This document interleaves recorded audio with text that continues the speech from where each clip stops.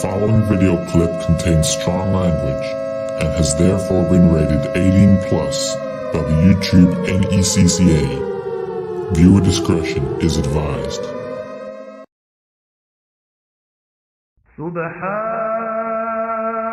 فالق الإصباح.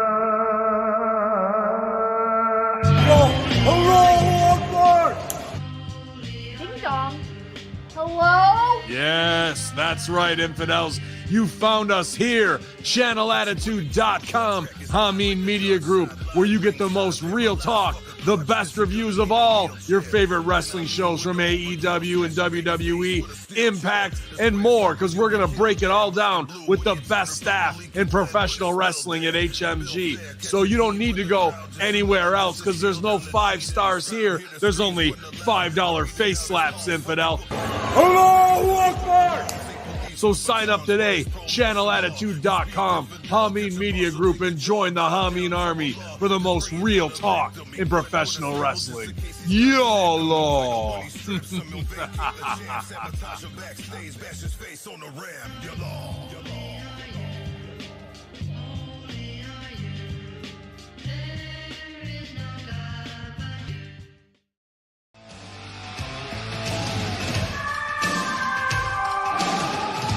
The PWC Network. What the world is watching and listening to.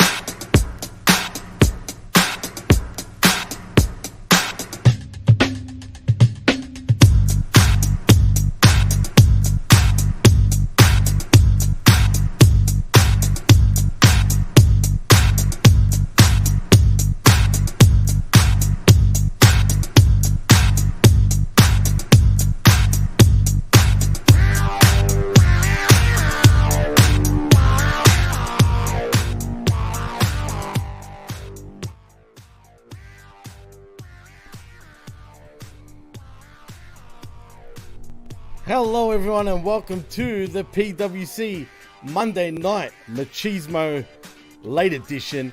I am your host Jimmy T and my co-host. You might be familiar with him, you might not be, but maybe you haven't even heard his voice, but it doesn't even matter because you will right now. It is Mikey Media M5. Welcome to the PWC Monday Night Machismo. And hey, it's your debut right here, man, but it's been a long time coming. But thank you for joining me, my friend. What's cracking? Not much, Jimmy. Thank you very much. It's an honor and a pleasure. I'd say let's get started. Let's start crushing some cervix. And let's get a little machismo going with Monday night. True. As a matter of fact, even though it's not a Monday night, it is, well, Saturday morning now for you, right? Yes. Well, it's Saturday afternoon for me. So there you go. We're on the same day for once. Hours for me. Normally, I'm in bed sucking my thumb. I don't blame you, bro. But I'm just surprised, and thank you to our viewers and listeners out there. I didn't think there'd even be a soul at this time, but you know what? Thank you for joining us, and I appreciate it. But there's already someone in the chat. I don't know who it is, but it's Facebook users saying $5 face slaps. Yalla to the boss man, Bin Hamin. I wonder if that is Bin, but I don't know who that is. But it's obviously someone we do know. Facebook user. Yeah, they got to register on the StreamYard link. So that's all you got to do. If you want your name shown, just follow the prompts on the link of the show. And then you can sign up. Real quick, as far as that, sometimes it's good to have a little anonymity, but it also depends what the person's going to say. If you really needed to know the name, you just got to go look at where the comment was posted. Just saying. Oh, true. That's true. I got to go onto Facebook. But yeah, Friday night here. Oh, it's got to be close to midnight, right? Right now, I mean, depending on where they are. But where I am, it's 10 after 1. Wow, shit, man. Are you East Coast or Central Time? Northeast Coast, baby. Northeast. All right, beautiful, man. Hey, but you know what, man? Before we do get into a Raw, though, and Mikey, I gotta fucking ask you this, bro, but I'm just laughing at the comment because they said they're working on it. But anyway, what do you think of all this fucking CM Punk, Jack Perry bullshit going around and TK and whatnot, man? Because this shit... You want my honest opinion? I want your honest opinion, bro. I honestly could give two shits fucking less. You know why? Either way, people are going to wind up talking about it. It's either going to be a good outcome or a bad outcome. And I say it like that for this reason. Right. Everybody says, is it a work? Is it a shoot? Why are there people in the back complaining or trying to strum up bullshit with so-called Mark Riders and sending them the info? This happened. That happened. The only people who are going to care are the people who sub to those people are the diehard marks. So either two things are going to happen. Pardon. One, you'll see Jungle Boy or Punk at the so-called pay-per-view or Chicago or whatever it is, and that'll dispel a lot of the bullshit right there, if it's a work or not. Of course. That's ultimately how I look at it. I mean, honestly, it doesn't put any money on my table or pay my bills. Well, that's true. To speculate all the way everybody is harping on it, as far as your I don't know if we can say names or not, but your typical. You can say whatever you want, bro. Okay, Meltzer subscribers, Sean Ross Sapp subscribers, fine. They have to make money. That's fine. But who are your sources? And if everything is being said, it's a whole bunch of bullshit, and people are taking it to heart, and people are getting suspended, that's fucked up. And with CM Punk on the train, I mean, actually, that is kind of fucking funny, because you look at the picture and you figured out that's the type of people that he wouldn't be caught dead in public with or doing anything with. So you see his picture and he's like, oh, well, what is he going to do? Right. You know what? You're right, man. I mean, just wait and see what happens. Too many people are fucking harping on this in the so-called journalism world. You see him show up at the pay-per-view and there's a match, it's all right. But if everything is 100% true on what he said to Perry, whatever the kid's name is. Jack Perry. Yeah, then I agree. Don't be a fucking asshole. Listen. Because I watched the pre-show, whatever it was, where he said, I'm using real glass. And he made some kind of snide fucking remark. Now, did he really mean it, or was he doing that to set something off? I don't know. But just saying something like that and then hearing everything afterwards, real fucking dick move. No, have a little respect whether you like the fucking guy or not. And that's not just Punk. It could be any other fucking veteran. They know a lot more than you at that fucking stage in the career. I agree, but look, and be honest here, right? I mean, for example, me and Chris recorded the skirmish earlier, which you can find right now on our YouTube channel right here, live, where we're at. And it will be on the download later on at the PWC Network. But, like, he's on the Team Punk side, right? But at the end of the day, if Jack Perry did get, apparently the so-called clearance, like TK needs to know everything now, apparently, with what they're doing. So clearly he did get fucking clearance. So at the end of the day, if the boss said you can do that, right? Who the fuck is Punk to tell him otherwise? I'm just playing devil's advocate here. I'm on Punk's side. Well, I agree with that. I'm just saying, right. But then, that's Punk's way of looking out for the kid, because maybe he has a shed of interest in Perry as far as saying, hey, do you really want to give this a try? Because look at how that fucking glass broke and spidered. He's very lucky he didn't lacerate anything else on his body. No, absolutely, because it broke like real glass, bro. Yeah, that was super fucking tempered glass. For sure. He's very lucky. And anyway, like, why did he even want to do a spot with fucking real glass anyway? At the end of the day, they could have still used fucking worked glass, like, you know what I'm saying? Like, and it would have been but fine. I'll play devil's advocate too. You see how that came across on TV and how the windshield looked. You're not going to get that. No, you're not. You're definitely not. But everybody expects it to be fucking sugar glass or some shit, right? Right. So, like, does it really fucking matter? Like, at the end of the day, what did it do for them, really? It done nothing. It gave him so a what was the fucking point? cut. Right, Gave him exactly. It gave, what's his face, Hook, a cut on his back shoulder. Right. And they didn't have to, go there. I mean, just ask Goldberg. Remember that? Yeah, that was... How fucking stupid was that? With him, I guess his emotions or hype got the best of him. He wasn't thinking. Oh, ego, bro. Well, I don't think it's ego. I think it was more he was caught up in the moment and enraged. Ego Whatever aside, the reason, it was dumb. Right. Yeah, it was very, very dumb. Ego aside. You got to have and use something to infuriate you and pump you up to be that enraged and dumb to want to punch through the limo glass like that.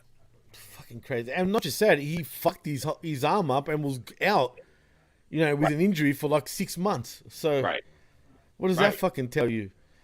Facebook user says in the chat, if this had been anyone else besides his Punk, brain. Well, clearly. If this was anyone else besides Punk, then nobody would care. I agree.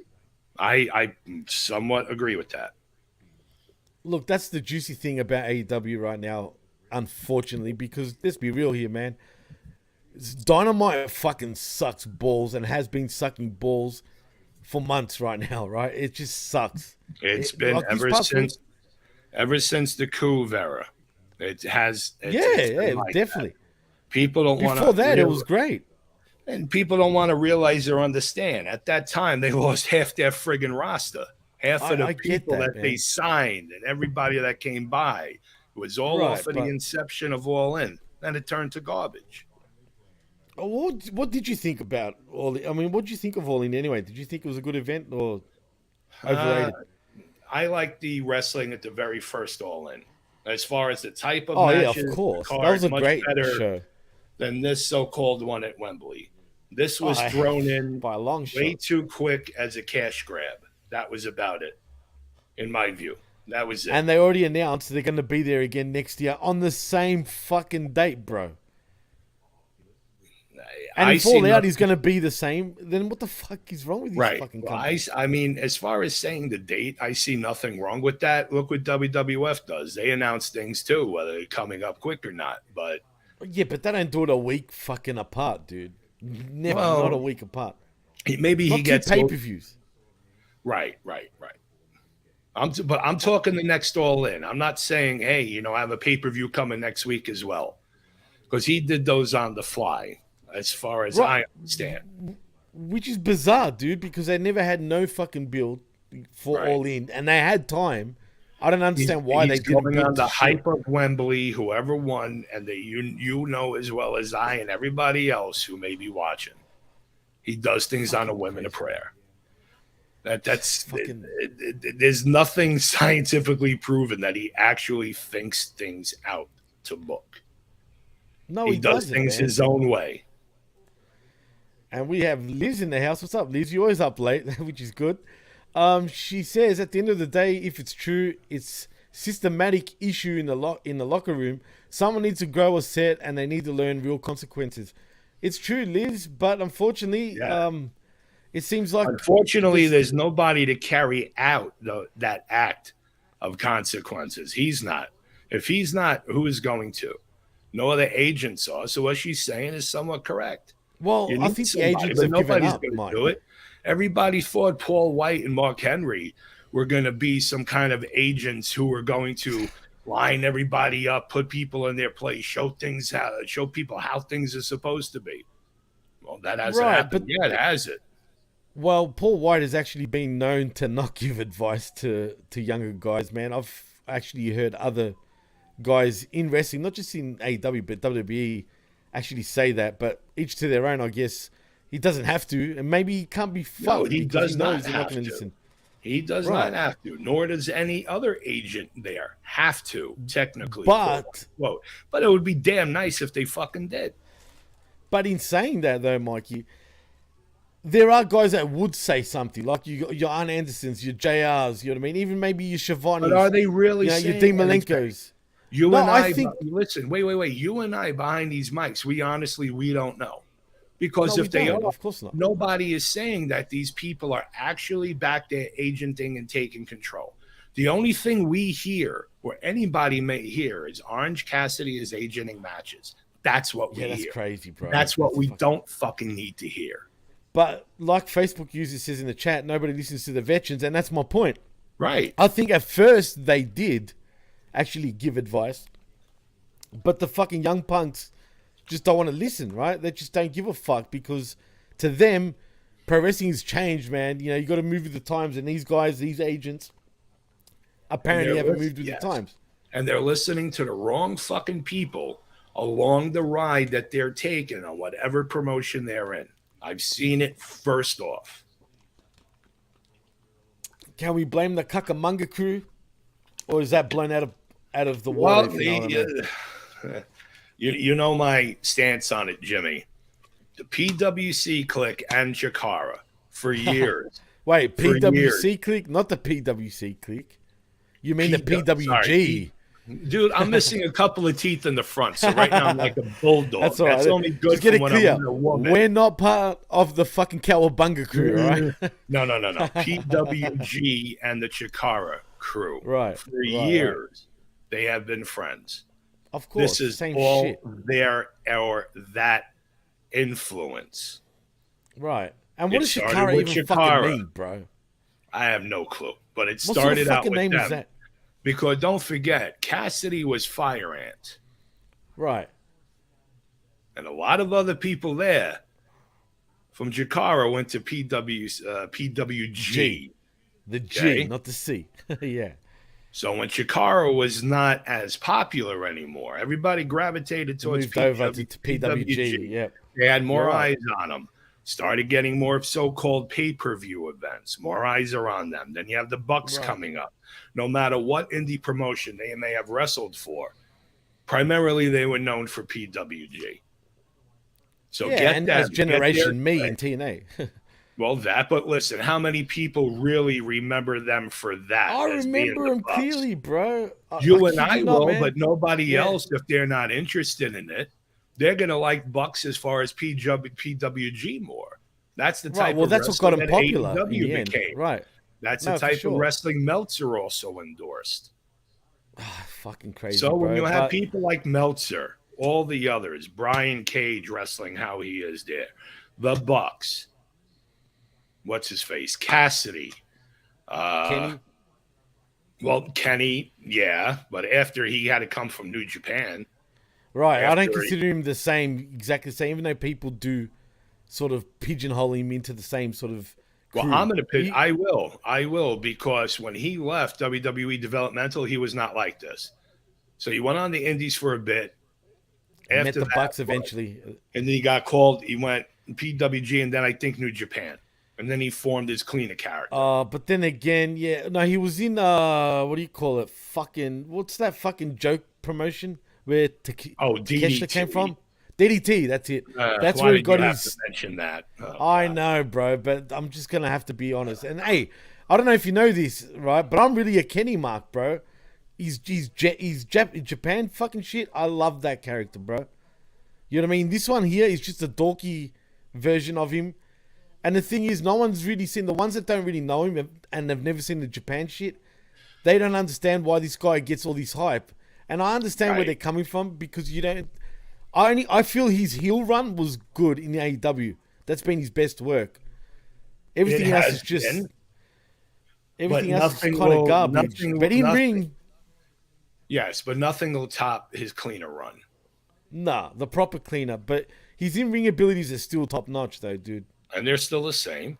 It just Right, matters if exactly. he's going to break his neck or not, doing more stupid shit. Because Which what is happened crazy with him because is, he's 40.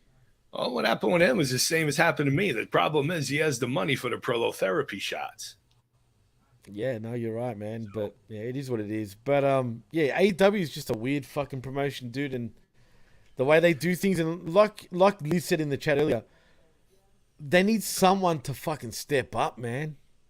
And TK Punk, I just guess. doesn't care. Listen, I guess Punk tried doing that, and people don't want anybody doing that. Whether it's Punk or it could be any other vet. Why? Right, Because but the it thing doesn't is, go along with what they want to do in the promotion. right, It's just and like me rightfully and or you. wrongfully, right? Huh? Right. No, I was No, going to go say, ahead. What were you like, saying? rightfully or wrongfully. Right. Well, my point was, if Punk did hit Jungle Boy, like if the reports are, true, just say Right. the mistake he made, and even though I agree with him, and I would have done the same thing, really, right?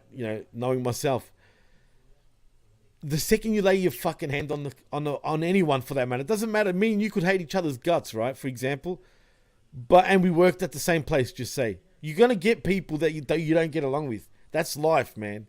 It's just Right. not everybody fucking. But what likes you don't, you, for al- example. but what you don't also need is certain people chiming in on both sides, Right. giving two different types of the stories. But shouldn't Punk, and again, I'm playing devil's advocate. This is not my opinion. I'm just saying, right? Shouldn't he just shut the fuck up? Because the second he laid his finger on if he did, right? That's where he fucked up. You know what I mean? But I also blame TK because he's not being transparent with the fan base. Did you listen to the media call that he had for All Out? No. All right, Media someone call? asked him. I saw media a call. scrum, but not a call. No. Yeah, not the all-in scrum. This is the media call No. before the Listen, pay-per-view, right? all I will mention is he didn't have to lay. If it did happen, allegedly, he didn't have to lay a finger on the kid.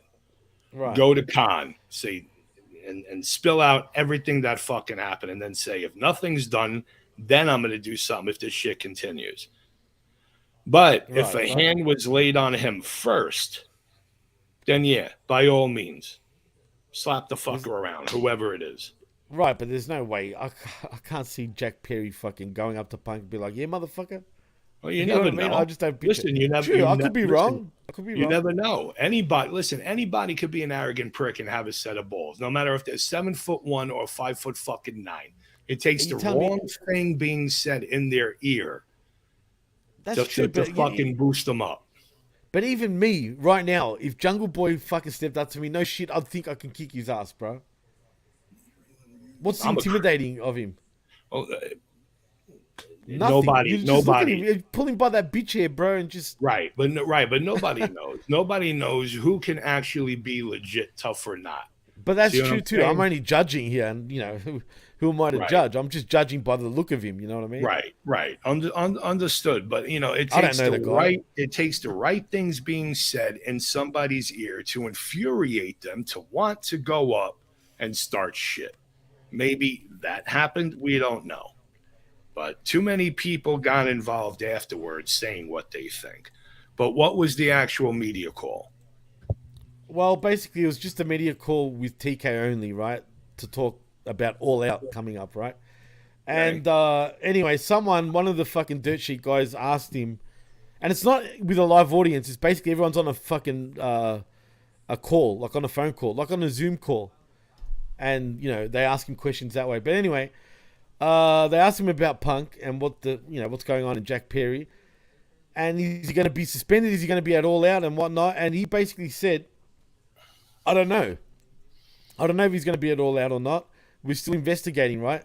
The problem is, reports were saying that TK was right there when it happened, right? Right. So what the fuck is there to investigate if you fucking saw the whole thing? So at the end of the day, be transparent with your fan base. Don't screw him around, right? Either he's going to be there or he's not. And just say it. If he's not going to be there, just tell him now, man. I agree, but maybe he doesn't want to. Maybe he doesn't want too much speculation coming out. Well, then you're screwing the fucking fan base, man. But listen, if it's screwing the the fan base or not, his fan base is just going to tune in anyway. You tell him, imagine he's not there and that Chicago fan base, right, is going to fucking shit. I'm telling you, dude, every match you're going to be chanting CM Punk and probably boo every match out of the building, bro. They may do that, yes. And then what? There goes the show. Well, I'm not going to say there goes the show, but then they're just going to have matches that they planned on having, whether anybody's booing or not. Just because the crowd is going to be a little bit unruly and maybe chant for certain people, it doesn't mean that they're not going to continue with the next match. Now, they're going to have the match. Could it upset spiritually the flow, possibly, of it? It could. It could upset a few certain people. You may be able to tell it in their face if they're walking down to the ring. But ultimately, it's not going to disturb anything, really. I think this could be one of AEW's lowest buy rates in a pay-per-view this All Out. I'll guarantee it, bro. I don't know, man. I just feel whatever. But Liz says in the chat, yeah, see, she even thinks she could kick fucking Perry's ass. Listen, I've heard her speak. I've heard her speak, and not only do I love her voice, how you doing? But I've heard some of the things she said, and I actually believe she probably could. Picture her with a fucking bandolier around her neck like Rambo, and she's holding a fucking Bowie knife and a baseball bat. She probably could. I actually think she could too. And look who's in the house. It's the comment king, Todd Brantley. Hey, yo. What's cracking, bro? Salutations, Todd. And he also goes on to say, what's worse is all this backstage bullshit, all these marks that listen to and believe the dirt sheet. And that is true. And that's what we touched up on. That's what we touched up on earlier. So everybody knows and says the same exact thing. We don't need all this bullshit. But let's be honest, right? Whether you like the dirt sheets or not, or, you know, not everything is total bullshit, bro. Like, really. Like, there's not all is total bullshit. Right. It just matters in the way it is presented. That's all that matters. And what actual information is getting out. That's really all it is. And there's always going to be fucking leaks, but there's always going to be bullshit too. But you should use common sense too. You know what I mean? Right. But there's been leaks and bullshit since fucking 1999. Yeah, but back then I felt like they were a lot more accurate, bro. And I think, you know, they were feeding real shit because of the war too. Like, you know what I mean? Yeah, so and you didn't have a lot of frivolous bullshit like this. Well, and you had promotions owned and ran by not just real business people, but real but ruthless as well, companies. Right? Well, real telecommunication companies too. You didn't have a guy that has money, no matter who it's from, called a few people and said, "Hey, I have an idea. Do you want to do a promotion?" Because anybody can do that. The fucking shit, anybody can do that, just like anybody can open up a wrestling school. All it takes is one glorified fan with money. You see a certain wrestler. Hey, how you doing? Want to open a school? We'll call it School of Put Name Here. And that happens all across the fucking country. And that's another thing that aggravates the fuck out of me. Fucking wrestling, bro. It is what it is, man. It's so bizarre. It fucking chips me out still to this day. Todd says in the chat, they shouldn't have this show in the first place. Too quick turnover and not enough build up for any of these matches. 100% correct. And that's why I try to give him the benefit of the doubt, Mikey, by thinking surely this is a work just to build towards All Out because they've got no build. They've got no time to build to anything. Right. So and if this is going to be the overglorified story to try to lead something into pay-per-view, if there's going to be a match, whether it's a work or not, that is why we discussed earlier. Right. Let them show up Friday or whenever the hell the pay-per-view is. If Punk shows up, then that dispels everything. Yeah, no, you're right. It's true. And he also says there was more accountability back then, especially in journalism as a whole. That's true. That's correct. And what he's saying is absolutely correct. Remember the original, what was it called? With Bill Apter, the Pro Wrestling Illustrated. Oh, yeah, of course. They had that. They had the website and Buck Woodward and all of them. Well, I knew them. Yeah, no. I knew them boys very well back then. And I used to work with them. And somewhat Bill, and a lot of people don't know this, but I'll say it now. And I used to sell them their computers. Oh, really? Wow. Well, you And know, I a lot of did the boys, And I did a little bit of work with them back then. a lot of the boys at HMG at OneWrestling.com, especially started with Bill Apter, man, like Big Ray Was Hernandez, that it? Billy Ray That's it. Valentine. OneWrestling.com. Yeah, my Right, brain is OneWrestling.com. fucking mush. So He started at Pro Wrestling Illustrated, though. okay. He did But yeah, start there first. And OneWrestling.com, then, because Buck used to come in. They would fuck up their computers all the time. But long story short, I'm selling them like one a fucking month. For me, it's good business. But for them, I want to know what the fuck they're doing that they're ruining their computer. yeah. Anna Montenegro says in the chat, they book everything in blind faith. Yeah, I don't even think they know how to fucking book anything, to be fair. That's accurate. Yeah, and Highly this says accurate. it's weird enough, it is. And this says if they were doing this, it should have been half the matches at Wembley and half this week. So that makes sense, like how they split WrestleMania now. Could have, Right. should have, would have, Liz, but they didn't. Instead, we got 6 It was hours just way too of much. fucking way too long. Way too much. They had a 2-hour so-called pre-show, which 1 hour, I guess, is a pre-show hyping it up. That's fine. But then right afterwards, connected to it, I guess the last 40 minutes, they had the prelims, the bottom card. Right. It should be either one or the fucking other. Lessen your card. Quality over quantity. I know you're going to say that's what she said, but still, Yeah. quantity of matches should not be above quality. They really only needed, 6 or 7 good matches, but they had to throw everybody in there. What else are these people Right, and I going to fucking understand. do? And there was I still get that. maybe the 20 to 30 more on the roster who were not there wrestling. So it's not a payday. So now you see why they had all these tag matches.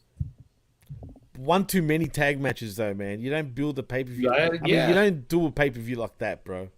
I agree. But, yeah, I mean, fuck. I mean, we can go on and on about this company. At the end of the day, what can we say? Let's talk about something even worse. Well, before we do that, actually, I want to ask you, and, you know, I haven't gotten your thoughts or anything like that, and even though it's a week ago. No, well, it's you know, exit only, Jimmy. Yeah. How do you feel about, you know, Bray Wyatt and what happened with him? And obviously the hardcore legend Terry Funk passing away, but at least he lived his life compared to Bray. Bray's was just Right. tragic, bro. You want my honest thoughts? Please. And I'm going to try not to be cold. No, be straight up. You can say whatever you want here, bro. All right. I hear, and it's not that people are what do they call that? What? Disregarding Terry Funk's death. But when I hear, No, but you can understand. He was almost 80. Oh, he had dementia. Oh, this. Oh, that. Oh, okay. Well, how would you like to be in your mid-70s, find out you have dementia, find out your brain is turning into literal fucking shepherd's pie with somebody pissing on it, Ugh. to know you're mentally deteriorating, and one day you're not going to remember shit and you're just going to drop dead within 2 fucking weeks. Yeah, it's So pretty when I hear fucked up, people dude. say things like that, no.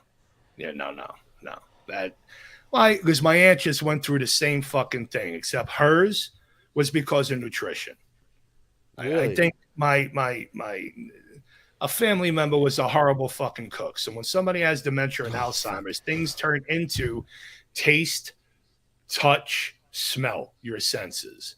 So for Right. her, in that case, that's what she went through. She was in ICU. I almost had to go over there. Thank God she pulled the fuck out, because I talked to my cousin. Said, get her on an IV drip and put a fucking steak in front of her.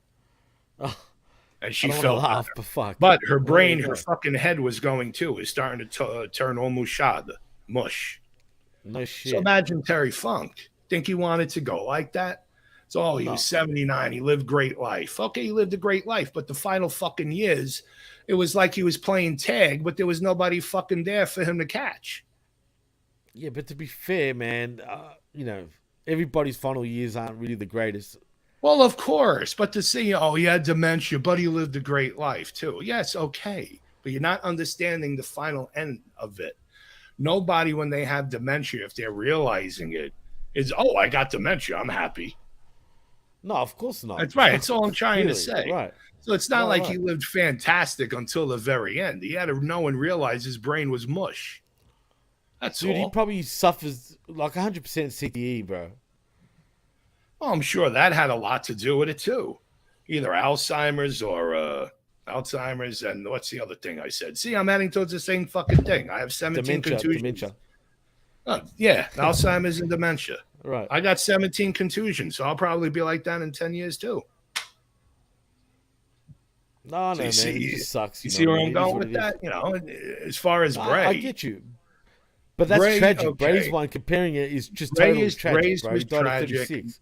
Right. No matter how it happened or from what. At 36, yes. Having the kids, yes. Personally affect me? No.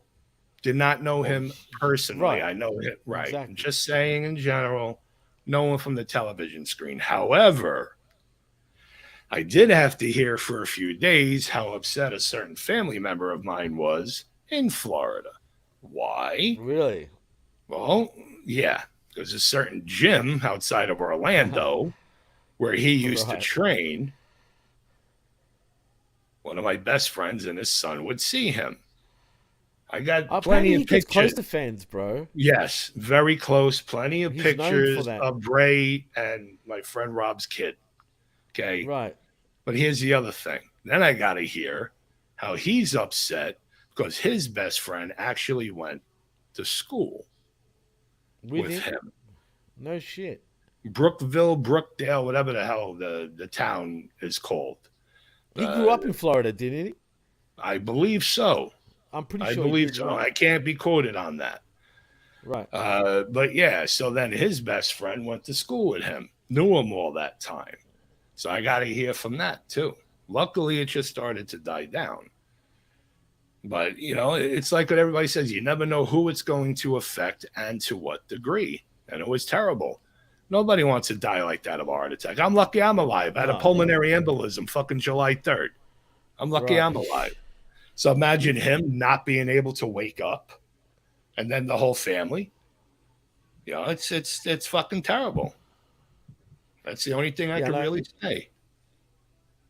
Yeah, no, it is terrible, man. And and you know what's even worse? It could have been avoided, really, dude. Well, there you go. Liz in the chat said he's from Brooksville, Florida. There you go. That sounds about right. I just know it had a B in it.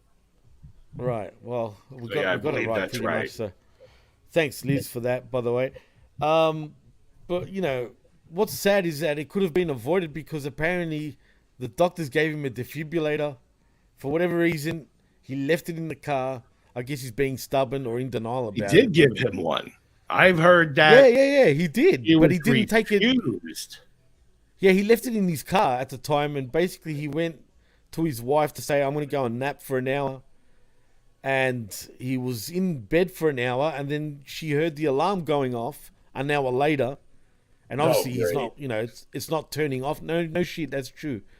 And that's how she found him blue. And her mother, this is from TMZ reporting this. They got the police files apparently about, what happened. Really, they shouldn't have released this publicly, but this is what happened.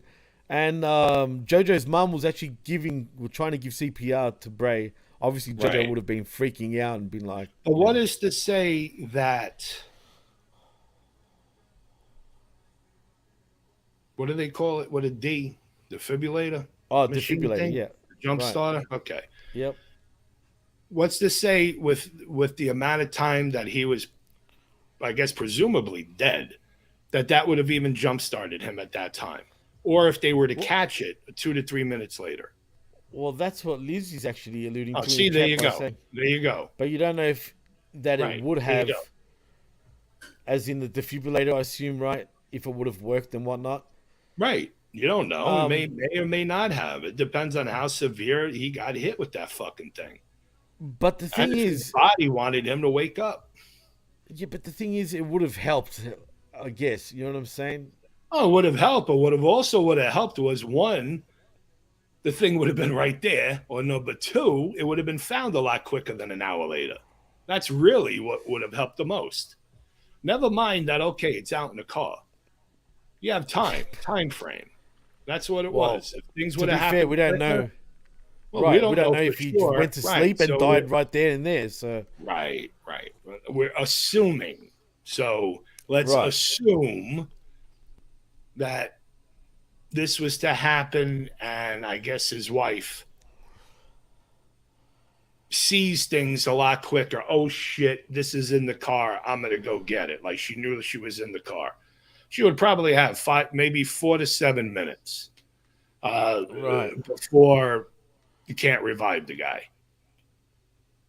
But I that's sad, bro. don't know for sure. I've never been, all I know is I was told I was just lucky I woke up. I went to bed. I had all the pains in my chest. I felt like I was drowning. I went to bed, woke up, went to the ER. So Shit. imagine him. He could felt like that. I mean, you don't know what's going on. And he's dying, knowing he's dying as he's closing his eyes. That's fucked If up, bro. that was to happen. Right. I hope he was dead asleep. No pun intended. I didn't mean it like that. But Oh, you know right. what No, I mean? I know Like, what you mean. Yeah. Right. It's just fucked up to think that way, man. It just, yeah. Either way, it's fucking sad, man. But yeah, it is what it is. That's life. You know what I mean? That's what happens, man. I know. Liz says in the chat, my dad had a defibrillator. They talked about doing an internal defibrillator. His doctor even said that it could reset it, but it didn't mean it would work. And she also goes on to say, no, it's not one of those portable defibrillators like in an airport. I think it was an external one you wear like a vest. Oh, really? And that's what I thought too. And it was supposed to be connected to him internally, and he had to carry it around. That's why I was saying I thought he refused it. That's fucked up, man. Either way, man, I don't know what the hell. There was rumors that he was ready to return. Apparently he was cleared, I'm hearing also. I don't know about that. I'm not too sure, but either way, I was one of those people that unfortunately thought he was suffering more from mental issues and not. But obviously what's to say he wasn't? What's to say the condition that he had didn't drive him absolutely fucking bonkers? That's all I'm going to say. I'm not going to say more on the mental. I'm sure it would have. I'm pretty sure everything did. I'm pretty sure everything did weigh on him. I'm pretty sure about that. Oh, man, of course. I'm sure it would. Yeah. It would on any fucking human, right? I mean, at the end of the day, fuck. It's pretty stressful, man. You know what I mean? It's not like, you know. But yeah, man, at the end of the day, RIP, once again to both Terry Funk and Bray. Like I said, I've spoken about this in nauseum anyway. I wanted to get your thoughts. And but Anna says in the chat, no worries, man.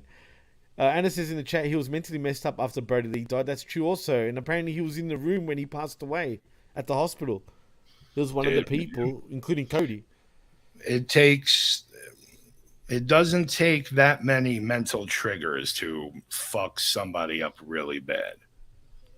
If they already have the mindset for something like that to happen. It's just sad, bro. Like I said, there'll never be another Bray. I think he was too smart for the business to the point where I think he overcomplicated a lot of this shit for pro wrestling. Because at the end of the day, it's pro wrestling. I don't think you need to go that deep. He never needed to. Fans, I think, I'm not fucking saying pro wrestling fans are dumb. That's like calling ourselves stupid, right? But in a way, a lot of fans, I think it goes over their heads what he's trying to tell. You know what I mean? He would have been perfect for Hollywood, say, more so. Right. Than to come up with such deep storylines for professional wrestling when you don't need to go that deep. Sure. And maybe that's another thing too. Maybe he did not like hearing, okay, that is a little bit too much. Pull back. What's to say he didn't like hearing that and that drove him fucking nuts because he wanted to convey that out and was told, no, we don't want you doing that. No, and it's just like having a boss that tells you wants you to write an article. You write an article about a certain subject, and then you're told, whoa, I want you to take out about 5 of those paragraphs, and then you're only left with 2 that could be published. And it took you a month to do it. Well, what Todd says in the chat is actually pretty spot on. Actually, I agree to this 100%. He was too smart for his own good and creative. kind of like Raven, which is actually very fucking true. Raven was another one of those guys who was extremely high IQ, mind you. And I'm a huge Raven fan, bro. And you can make that comparison. That's a good comparison. I think Raven was also too, like, smart for his own good, if that makes any sense, for the professional wrestling business. You know what I mean? Well, he kind of was. He was. But Bray, I think, was on a different level of deep in storylines. Like, Raven was deep. But He was. Bray was too deep, if that makes any sense. I think Raven was, like, borderline... You can get away with it, but it told a long time to tell that Raven story, if that makes any sense. Well, yeah. And then all the Which was elements great. that were involved with it. It took about 3 to 4 years to fully... It actually did, and even to continued fully on in get the WCW, exclamation bro. point. Yeah, but Right. at least he got the exclamation point on it. Bray That's Wyatt true. character never had that. And it was all over the place, to be fair, with Bray. Like, it was just a little messy. But I'll just mention my favorite Wyatt character, so to speak, was the original one. The one with Eli Cottonwood, Cape Fear, all that. Right, me too, bro. Honestly, I Nothing beats that. couldn't stand the Fiend. The Fun House, I could care less about. I liked Cult Leader Bray. That was it, and everything involved. The Funhouse, I don't really mind, right? But the Fiend character, what's he a fiend of, bro? Like, you know, a fiend. When you say a fiend, you think of drug fiend, right? Or some a shit like sex that, fiend. right? Or a sex fiend. So what is he a fiend? Like, was he a fiend of killing? Is that what it was? It could just be a fiend, meaning a deviant. But then that was why have never- that type of mask? Right. That's why the fiend thing just was a bit, I don't know, man, a bit all over the place and too Hollywood for wrestling, in my opinion, for my liking. As far as the Fun House, I mean, if he was to do it like the Cape Fear type Ray, right, would have gotten over. So I don't know, but he did it like the Mr. Rogers character. But people enjoyed it. I got a kick out and he was of like a it. Jim Jones too, bro. You know what I mean? But I guess they wanted to show a Jekyll and a Hyde. Right. That's the only thing I could think of. But They then it jumped too ultimately fast, went I think. nowhere. Huh? Right. I think they jumped around. Like, I think he was never done with that, with, you know, the Waylon Mercy fucking, you know, Bray, the Bayou Bray, the Right, cult but leader Bray. Waylon Mercy did not have an alter ego like Jekyll and Hyde. That's true. Right, that's true. And it was nowhere near as deep as fucking as Right. what Bray was doing it. He never really had the chance to even go that far anyway. No. But Right. That's why I and let's just be honest, prefer- he was a jobber anyway, really. Not at first. Not at first, but it changed fast, bro. And he was it did. he was around the wrong era too to do that. Wasn't that during the fucking the new generation era he was doing that shit? Yeah. Yeah, wrong era to be doing that shit. Well, when you have other If he people came a few there, years later, like during the Attitude Era, for sure that would have worked. maybe. We don't know for sure. Well, yeah, that's true too. But you know, I like how Anna says in the chat, a fiend of Alexa Bliss. It could be, that's not a bad fiend to be, right? I mean, shit. Liz says it was his demonic maybe. side because of Baylor. He could be a demon. That's deep now, yeah. Liz. It's to be deep. Right. Both And- have their ego. Right, that's true. And the Comic King says Dan Spivey didn't have the talent or creative mind. Exactly. It's true. I like Dan Spivey in WCW, but once he came No, to but WWE, but here's the funny aspect of it. Bray is on record saying he got the idea from the Waylon Mercy character. he did. So, No, that's Edward true. said No, he you're did. right. Got it from No, him. no, he did. He did. I mean, the whole look is pretty much Right. that at first. But he obviously, you know, he's way more creative than fucking Dan Spivey. You know what I'm saying? But hey, Spivey still looks good right now for his age, bro. I don't know if you you've want to seen him say around, that. but I mean, compared to fucking other guys, man, he's not too bad. But anyway, All right, but you got to consider his age as well. that's true. That's why I said he looks pretty good for his age. But you know what, Mikey, let's get into Raw finally because we've spoken an hour of everything but Raw. Yay!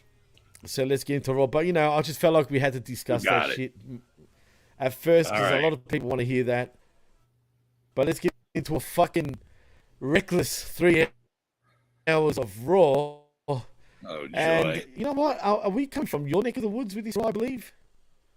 But not exactly your neck, but Memphis, Tennessee.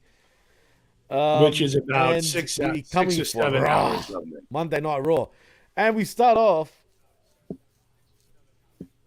that's true, something like that, but it is the first matchup of the evening, Mikey, in Damian Priest versus Sami Zayn. I'm not going to go blow for blow for this, but basically, what's his name? Damian Priest wins by pinfall thanks to the South of Heaven, but thanks for help with the little big head leprechaun in JD McDonough helping him out, but it seemed like, he wasn't too happy about it. But before I get into the post-match shenanigans, what do you think of the match? It was just going with emotions with me, man. Sammy, surprisingly didn't win. But, Right. I'm kind of indifferent to this match. I'm sick of Judgment Day and Sammy feuding at this point. Right, I am too. Nobody at the end of the night, especially if that's the first match, is going to go home and say that was incredible. Especially with the fucking outcome with McDummy. Right. Okay, because where is that going to lead to? Where?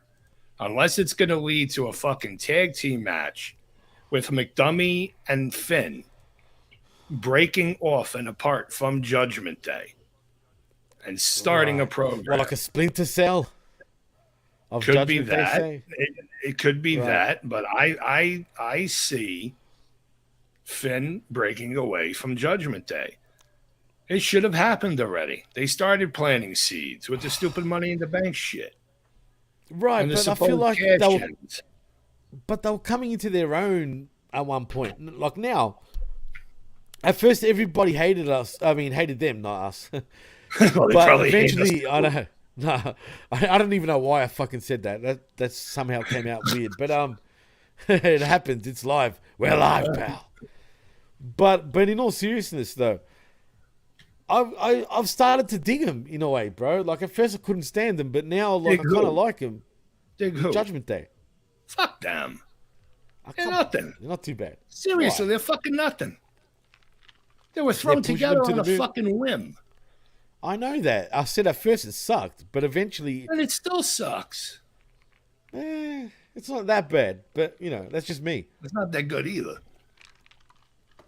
But it's still, not the greatest. It's a shit name, too. Let's be fair. It is. I mean... you know what? All right, rephrase. I just feel there's something else different that could be fucking done.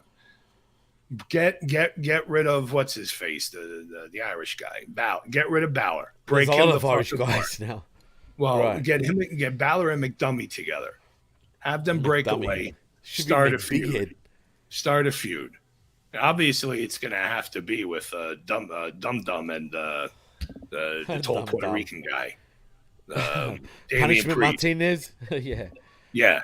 He was better as Punishment Martinez than he is. I loved him as Punishment Martinez. Right. Except at one stage, he was way out of shape. He's in his best career shape, really. Oh, he is. I'm not, since he's gone to WWE. I don't mind. I do not mind watching him in the ring. It's just I don't think Judgment Day is going to fucking go anywhere.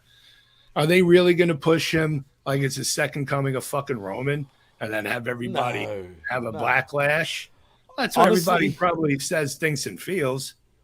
Well, why do you think he's got the money in the bank? It's not just because he wants to walk around. I got a briefcase. I got a briefcase. But to be fair to Damian Priest, I think he really did earn it, and that was WWE's way of rewarding him. He earned it. Because he was at one stage the workhorse for the company, taking a lot of losses in quite a few high-profile matches that he had throughout the year. That is right, and therefore he got lucky, just like everybody else in Judgment Day got lucky. Got very lucky. Yeah. It worked out with Ripley and Dom. I knew Dom. I was the only one, bro, on this network that was praising fucking Dom from day dot, bro. As a matter of fact, and all my co-hosts would sit there and try to tell me I'm an idiot for saying this. But look who's right. Who's the dummy now, boys? Just saying. Well, because whether or not speculation is true, if he is trying to hook up with Ray or not, honestly, who the fuck cares?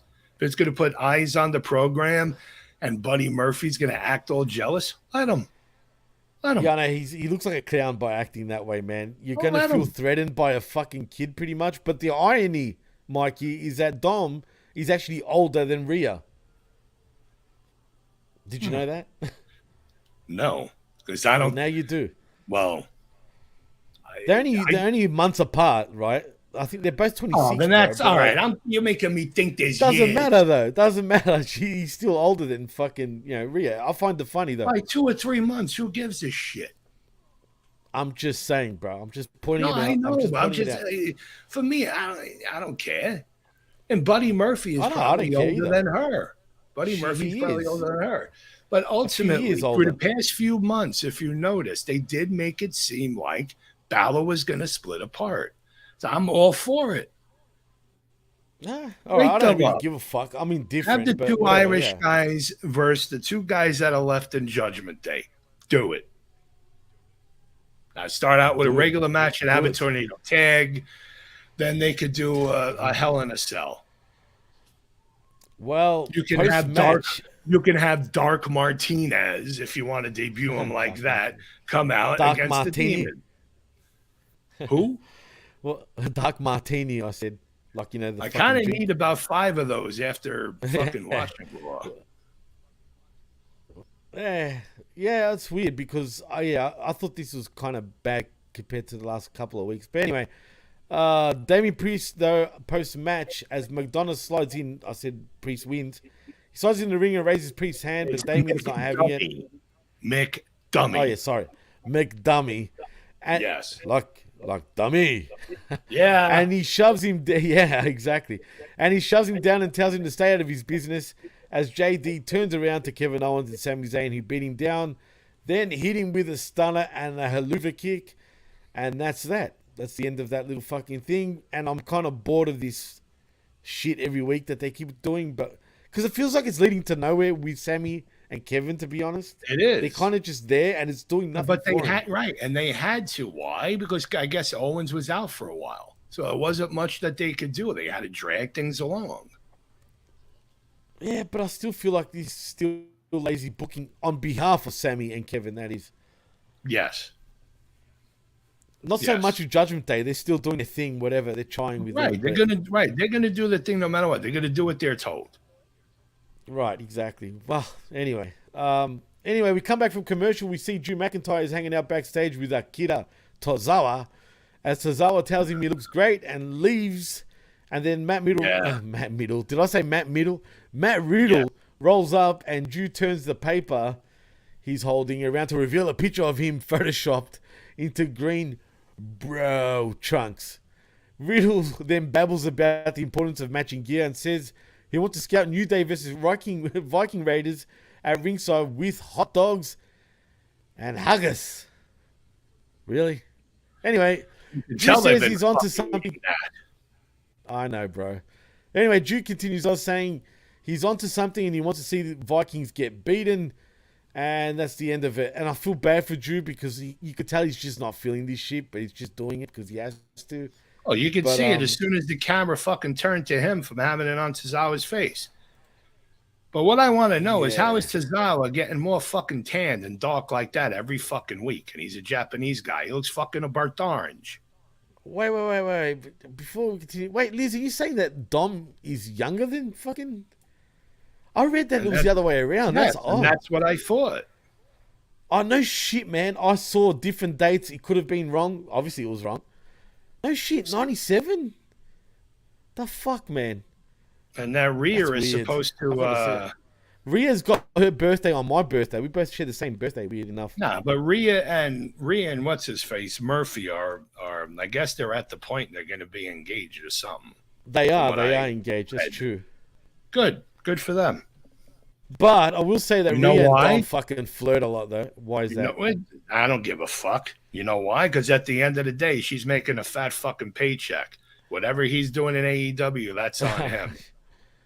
Yeah, and That's it's no on secret him. that he wanted At it the out. end of the too. night, she goes in his bed.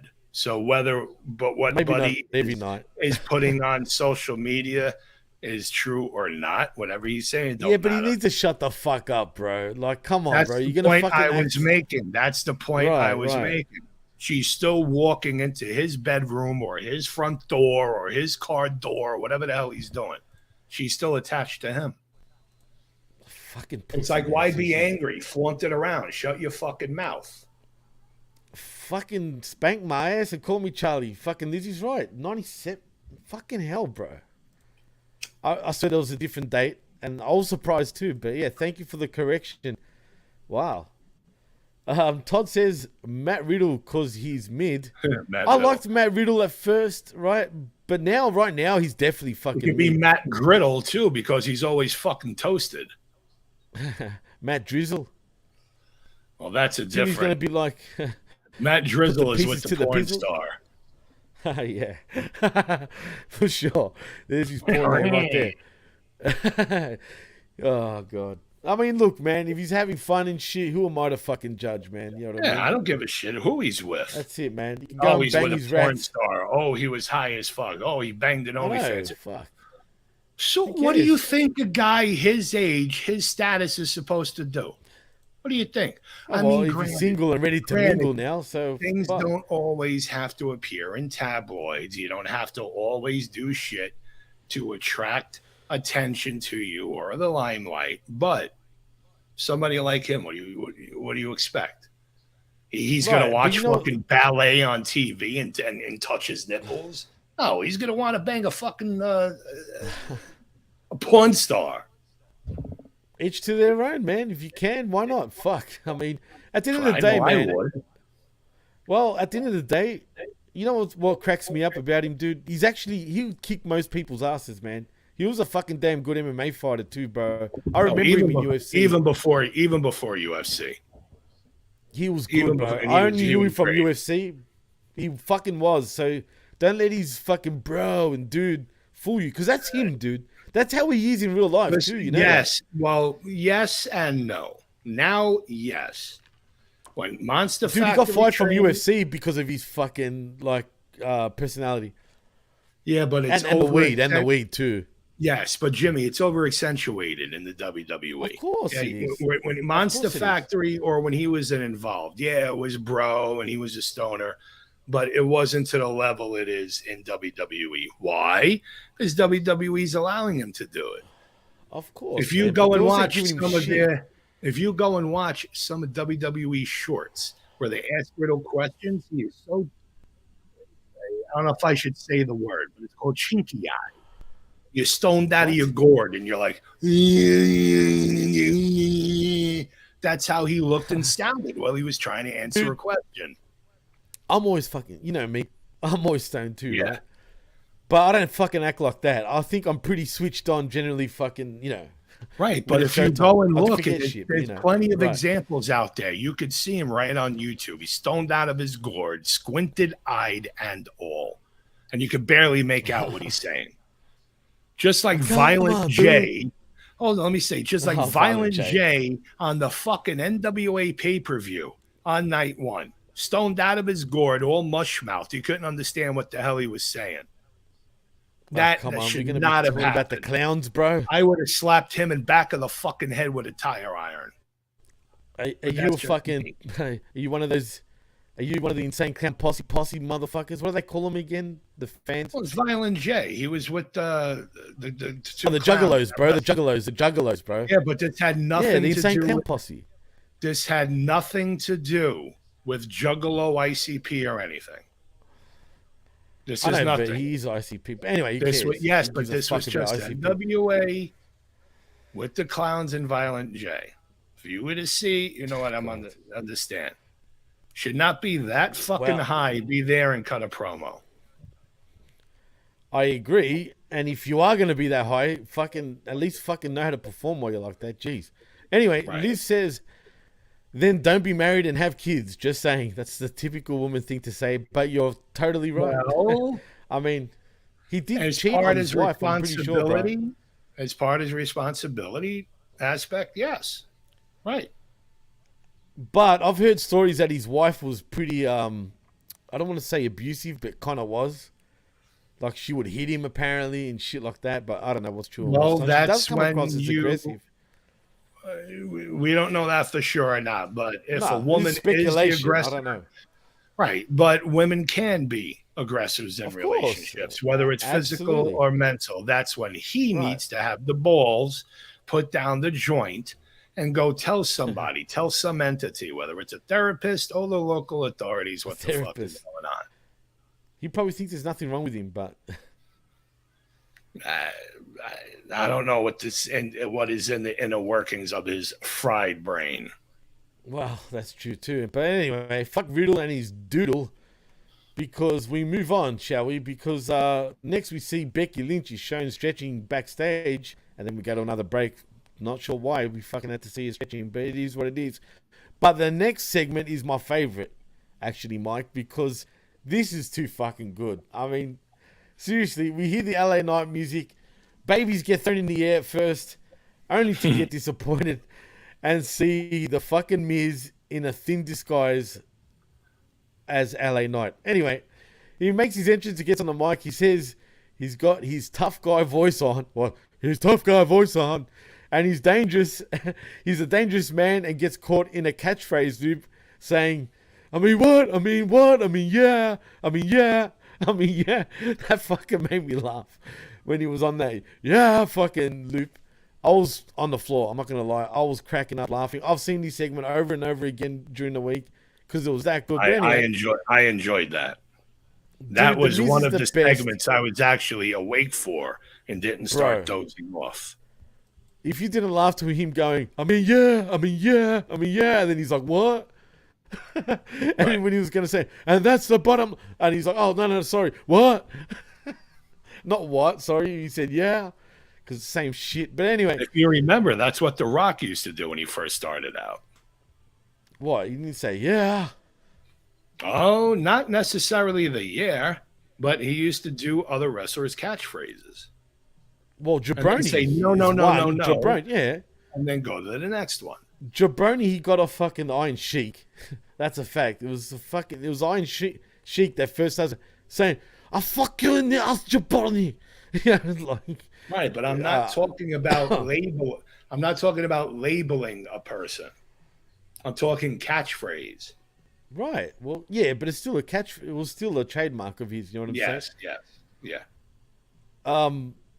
Know your role and shut your mouth is definitely The Rock's own type of shit, but even there's elements of Dusty to his shit too in some ways, man, as well.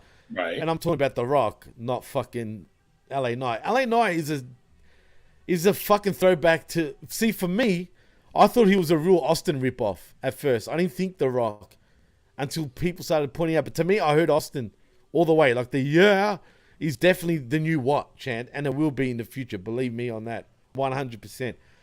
And just the way his cadence is, the way he delivers his promos, it's almost like, and that's the bottom line, because, you know, Stone Cold said so. But instead of saying that, you know, it's fucking what he says, you know what I mean? But he's also got a lot of rock, you know what I mean? But there's nothing wrong with that. It's not like he's saying, know your role and shut your mouth. Like, it's not like, it's the way he delivers the promos is very Rock-esque and Austin-esque. Right. That's the problem, and that's the issue, is his mannerisms. Right, His that's what it is. mannerisms are so on key to those others that they think he's just purely trying to imitate them. But he's actually not. But he's not hiding the fact that, yeah, he does. It is influenced by, 100% imitating, no. Yeah, but see, like my girl in the background goes, and his face and the glasses, for example. But the glasses, a lot of wrestlers have done in the past, D. Just so you know. Right. The vest, a lot of wrestlers have done the vest too. It's not just Stone Cold. You know what I mean? For example, you know that's been done a million times, D. Believe me, like over the years. But it is his walk also. The walk is very Austin and Rock in many ways. When he's walking to the ring, he's doing the Austin type of fucking like walk, but moving his head around like D'Lo Brown or The Rock in a way, if that makes any sense. Yeah, just Yeah, certain D'Lo would swag. come out with his neck, but not to that extent. You know what I mean? Right, a certain swagger. I'm surprised. You can I'm see where surprised he's every influenced time. from. I'm surprised every time D'Lo didn't fucking do that. He didn't crack C3 or C4. Shit. Doing that shit He was like fucking that. intense sometimes, bro. It was like, Yeah, I was literally I can't waiting even for do it, bro. something. I was waiting for something to snap and he would collapse right on camera. I know that's very bad to say, but No, that makes me laugh because I could picture it for some weird reason, bro.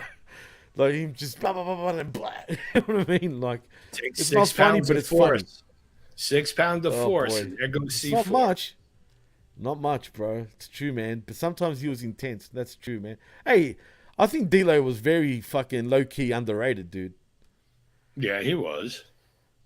You know what I mean? I mean, he wasn't the best promo guy, but man, his feud with Mark Henry at the time when he started talking more on the mic, I think was pretty good. Well, not great. Athletically speaking, he was He was very good athletically, bro. Fuck yes. As far as You a wouldn't think it. character or anything else, There was no real personality to him, really.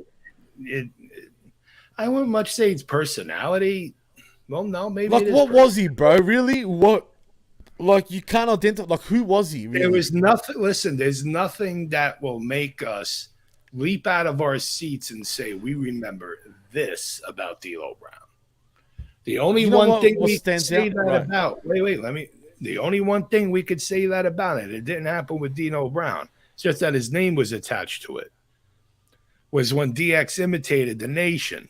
Oh, yeah. Everybody imitated each other. That's the only way people will really remember D'Lo's name too, is from that. And fucking Mizak. hey. Yeah. How do you get your legs to wrap around your chest like that? Yeah. And Road Dogg was fucking the Godfather, if I remember right, which was funny. But to be honest, that shit wouldn't fly in today's fucking world. Yeah, that's funny.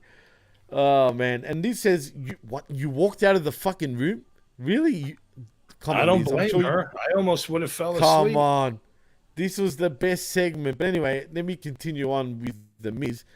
Yes. Because where was I? He calls the crowd pathetic and says they'll cheer for anything, and their support means nothing because Knight is generic, vanilla, pandering, and Miz doesn't do catchphrases. He calls himself awesome because it's the truth. And when he beats and exposes LA, the party will be over. And there was more, but that was the gist of it. But at the end of the day, he was saying, yeah, every 2 seconds. He was glitching out with the, which made me fucking laugh. Let me speak to you. He was doing all that shit. It was funny. The Miz is the best impersonator in wrestling history in terms of wrestlers impersonating other wrestlers. I mean, you can't forget when him and Maurice did Cena fucking and the battle fucking shit was funny too, bro. Oh, I love that. I love that interaction. And a lot of people can shit on this and say, oh, because it is The Miz. The Miz is actually the perfect person to have with LA Knight. Well, let's be honest. Look what he did with the World Championship with Cena. Okay, Cena helped guide him through all that. And he's now going to do the same thing with LA Knight. This is just the advanced LA Knight a few notches, and I have no problems with it. Neither do I. Absolutely. Actually, this is a perfect matchup to start going, on the top of the card, in my opinion. It's almost like Miz the gate sort of keeper right now to that top end of the card. And you know what? He's earned that spot. I'll admit, I hated The Miz for years, bro. I fucking couldn't stand that motherfucker.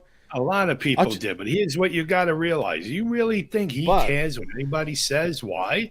Hot wife, several fucking homes. He's won in life, bro, for sure. Businesses, he's winning, just like R-Truth. Do you think R-Truth is worried about his fucking position on the fucking card? No. He does his rap music, has a gorgeous home, kids, wife, money in the fucking bank account, probably owns other homes. They're winning in life. They don't care about their position on a fucking card. How do you hate on The Miz, and they're probably making a salary over 150, 200 grand a fucking year as it is, and they're doing nothing. More than that, bro. I think. For sure. Could The Miz is definitely that. still in the million mark, bro. At least 1 million. Could be. For sure, bro. I mean, The Miz, he had to earn his spot in WWE. People forget, like, he went through shit. Amongst his own peers, bro. Not even, the wrestlers took him seriously or respected him. It took him years he was getting harassed for years, bro, but stuck it out. If you can't fucking respect that, I don't know what will. And like you said, he's got the hottest fucking wife out of probably every wrestler. Let's be honest, right? He's got, a beautiful family. He's still a star. You know what I mean? And I've learned to respect him. I used to hate his guts, I told you. But I can't hate on what he's accomplished. You know what I'm saying? Yeah. Life. You can still not care for him for what he may say every single week. But you got to respect what he does. Right. And has been doing it for 11, 12, 13, whatever years. Fucking, it's true, bro. And he's not fucking bad, man. It took a long time for him to be. No, he's not that bad. And look who he's trained under, worked with, yada, yada.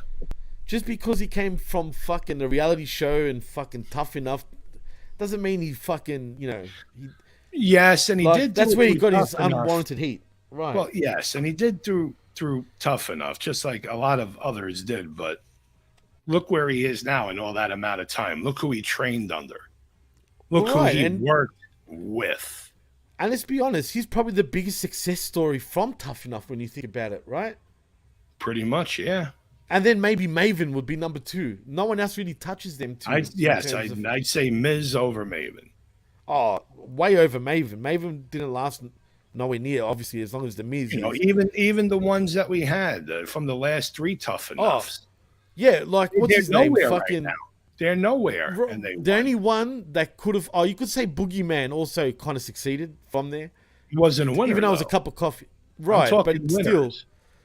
Oh, no, I'm not talking about just winners. I'm talking about just who came through there, right? Because a lot of the winners choked, bro. Let's be honest.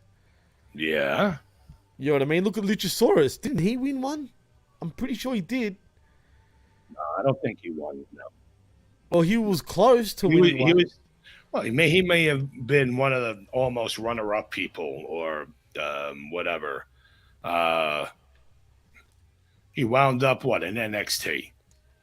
And then left there, no, I guess. Oh, yeah, he did. He did for a cup of coffee. It's like, what they do? You know what they do with Tough Enough? They scout people, too, okay? Of course, that's why I'm saying.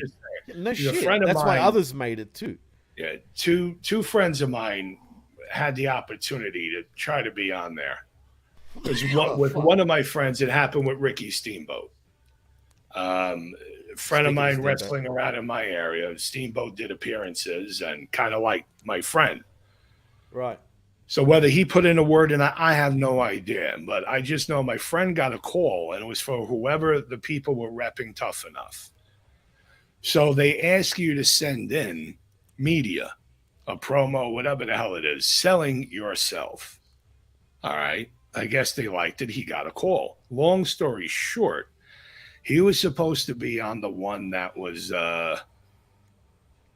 not this last one. I think that was the one with Chelsea Green and whoever. Chelsea Green, was she on Tough Enough? Yes, it was supposed to be the one that Shawn Michaels was It was whatever year he was getting inducted into a Hall of Fame, I think. So we're talking maybe 8 years ago. So whatever that one that is, my friend was supposed to be on there, but he couldn't. He had a family emergency. He gave up that slot. The person who they called and contacted wound up being a runner-up. Oh, no shit. How's that fucking luck? I guess that was meant to be, bro. My friend was extremely distraught, but now he's doing very well. He works for a very big media company and makes very good money.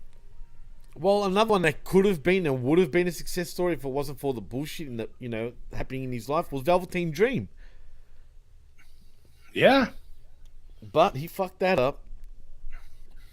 You know what I mean? It's a shame because I was a big fan of his and I thought he had something. Yes, and when you let your own perversions take over your identity, whether it's real or fake, that is what happens.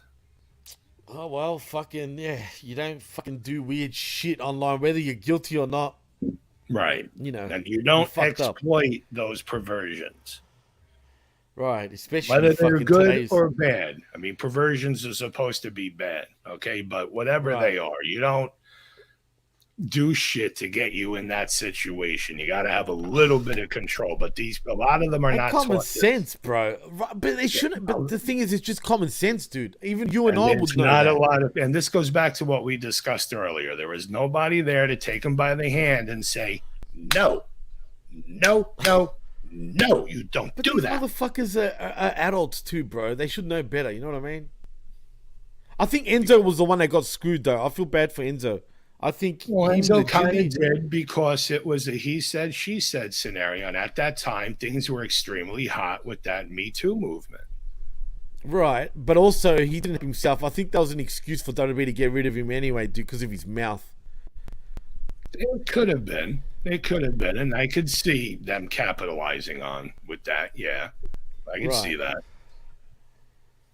Oh, did Morrison win fucking Tough Enough? Really? Liz says Morrison was the only one I knew who won Tough Enough. I didn't even know. She's saying realize that. he's the only one that she remembers winning Tough Enough. But I didn't actually remember him winning Tough Enough. I didn't even realize. Oh, yeah, he did. It was like the third one, I think, second or third. And that's believe when it or he came in as not, if you Johnny watch Nitro. it, believe it or Right. not, if you wait.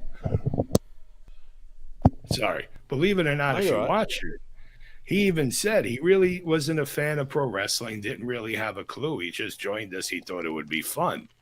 And isn't it funny how years later, look where he is now, and he fucking loves it. Yeah, true. I mean, Another Sting was one of those person- guys too.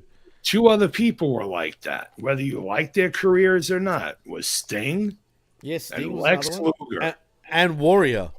Warrior, too. It's true. Luger and Warrior, both New York guys, upstate or Buffalo. Were they diehard wrestling fans? No. Did they probably know of wrestling? Perhaps.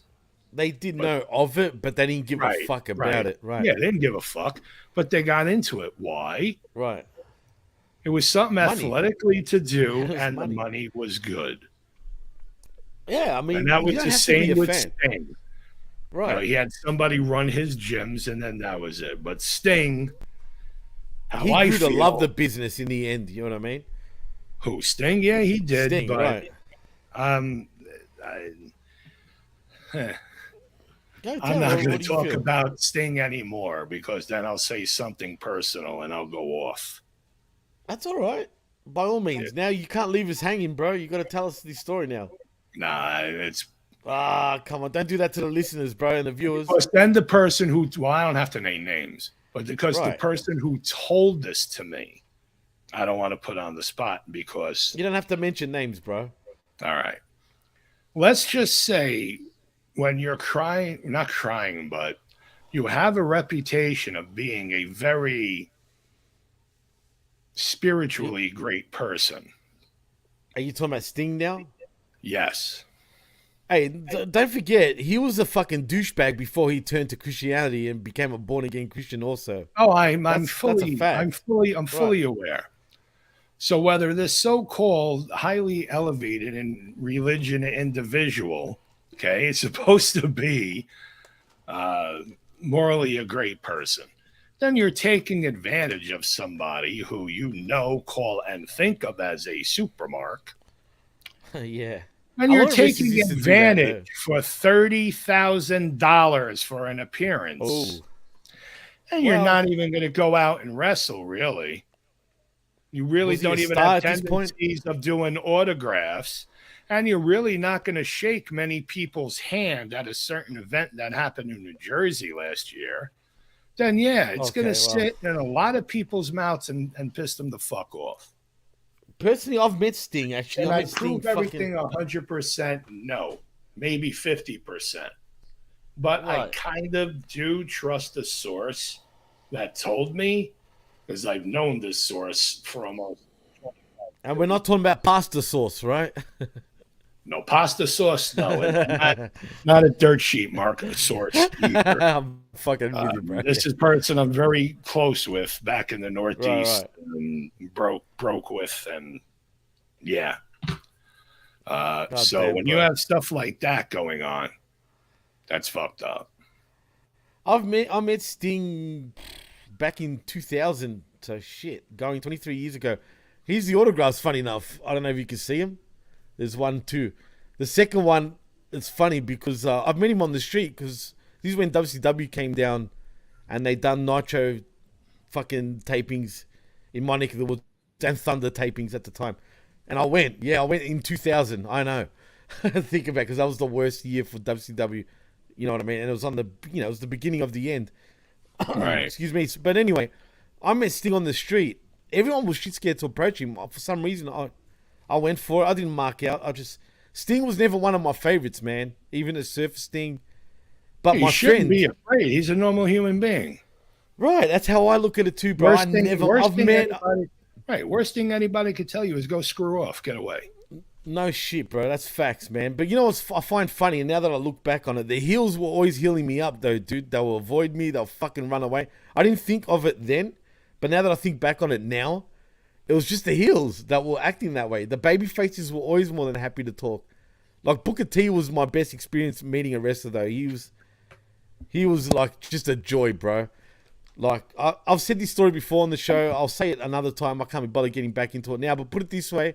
Me and a friend busted him hooking up with Charmel. But get this, at the time, they weren't an item yet. He was cheating on his wife, bro, at that time with Charmel. I swear, dude. And I was staying at a casino here called Crown Casino at the hotels there, right? And we're looking down, me and my friend, and this is during the days where you could smoke indoors, bro. No matter where, right? But I was like 17. I hadn't turned 8. I was turning 18 like a few days at the time. And so, I'm excited, but we're up on the balcony in the hotel looking down at Booker T and Charmel just going at it, bro, in the lobby. And, we're looking down, we're kind of laughing, but we're smoking. And he obviously smelt the cigarette smoke, right? And he's like, and he looks up, like after being all over Charmel, he looks up, he's like, yo, what are you smoking for? Like that. And we're like, oh shit, is he talking to us, right? And then he started coming towards us and we ran down the stairs. Like, he just stopped doing what he's doing, come straight to us. And we went right up to him and he shook our hands and whatever, gave us a lecture because we were young, you know what I mean? He's like, what the fuck are you smoking for? You shouldn't be smoking, whatever. My friend wasn't as big of a pro wrestling fan as I was. Like, he got into Nitro at the time when, the wars were happening. He was kind of one of those fans. After the Attitude Era, he was like done with it. Does that make sense? Like, once the wars were finished, like, he just didn't give a fuck about it anymore, which I don't blame him, but And he goes, I don't want... Right. And he says to him, instead of fucking signing, like, Booker T, right? He goes, I want your real name, right? And I'm looking at him, I go, dickhead, that is his real name. Booker's his actual real name. And he looks at him and goes, yeah, that is my real name. Like, he goes, no, it's not. I go, Booker Huffman is his fucking name, dude. He's actually, it's not a fucking... at work, it's actually a shoot. Like, that's his real name. But he didn't believe it anyway. And yeah, man, like, we had a good time, man. It was a bit embarrassing when my friend said that. And that Sting autograph, I asked for 2 because my friend was his biggest fan. And I said that to him. I go, Stinger, man, you won't believe this. I don't want to, like, fucking ask for too much. Do you mind if you, give me another autograph? Because my friend, if he knew I was sitting here talking to you, he'd kill me because he's your biggest fan from here, man. Like, that's how much of a fan. Like, I mean, loves Sting. And he goes, yeah, sure. Like, he signs another one. And then I told my friend, I was meant to give that to him. And I still talk to him now. He's actually in the chat a lot as well. And fucking, I never gave it to him. So, yeah, I've still got that from 20 years ago. But I met Goldberg. I met quite a few, man. Got all their autographs and shit. Rey Mysterio was shorter than me when I met him. Like, that shit. That. And that spun me out, man. This is during the Filthy Animals fucking period, you know what I mean? But anyway, funny times. Sting was pretty good with me. Then I felt bad because then a whole crowd got attracted to him. The second don't invite Sting out for certain events and of course, quote a price. Because honestly, if people want to go back and dig, this was noted last year to happen, this event. And it was a celebration for somebody too. I just don't remember the person, but yeah, that's what you call a hijack, dude. Yeah, but you know what, dude? He is a legend. You know what I mean? He's I don't one give of the a biggest shit. names in pro wrestling. Almost 30 grand, 25 to 30 grand. I don't care if you have the fucking Pope coming down with fucking pinatas and the things you twirl that'll have fucking drums on them. I don't care. If rumors, that much money. If rumors are to believe, Kenny Omega charges 40 grand, bro, for fucking indies. And if you notice, he doesn't do many indies anymore because they can't afford him. Right, I don't blame That's them. Kenny Omega, bro. Listen, 40 G's for Kenny Omega, bro. Think about that for a minute. that's way too much. And I'll just say this real quick. People can make, because I want us to talk more on Raw. People will. outside of We'll get back to WWE, no matter what, can make money on the indies. After New Japan, AJ Styles was touring, For sure. and he was Absolutely. only charging $4 to $5 grand, depending who the promoter was. But that's Now, that AJ, was- dude. You can tell by what type of person he is. You know what I mean? But he was New Japan Well- champ at the time, and he was touring. This was before Right. WWE, after TNA, charging that amount. But you got him wrestling a match or two, stood for the whole event, would sign autographs at intermission, and do it afterwards. Autographs, pictures, and he would let the promoter keep everything. So the promoter is making 6, 7, 8, 9 grand right there alone.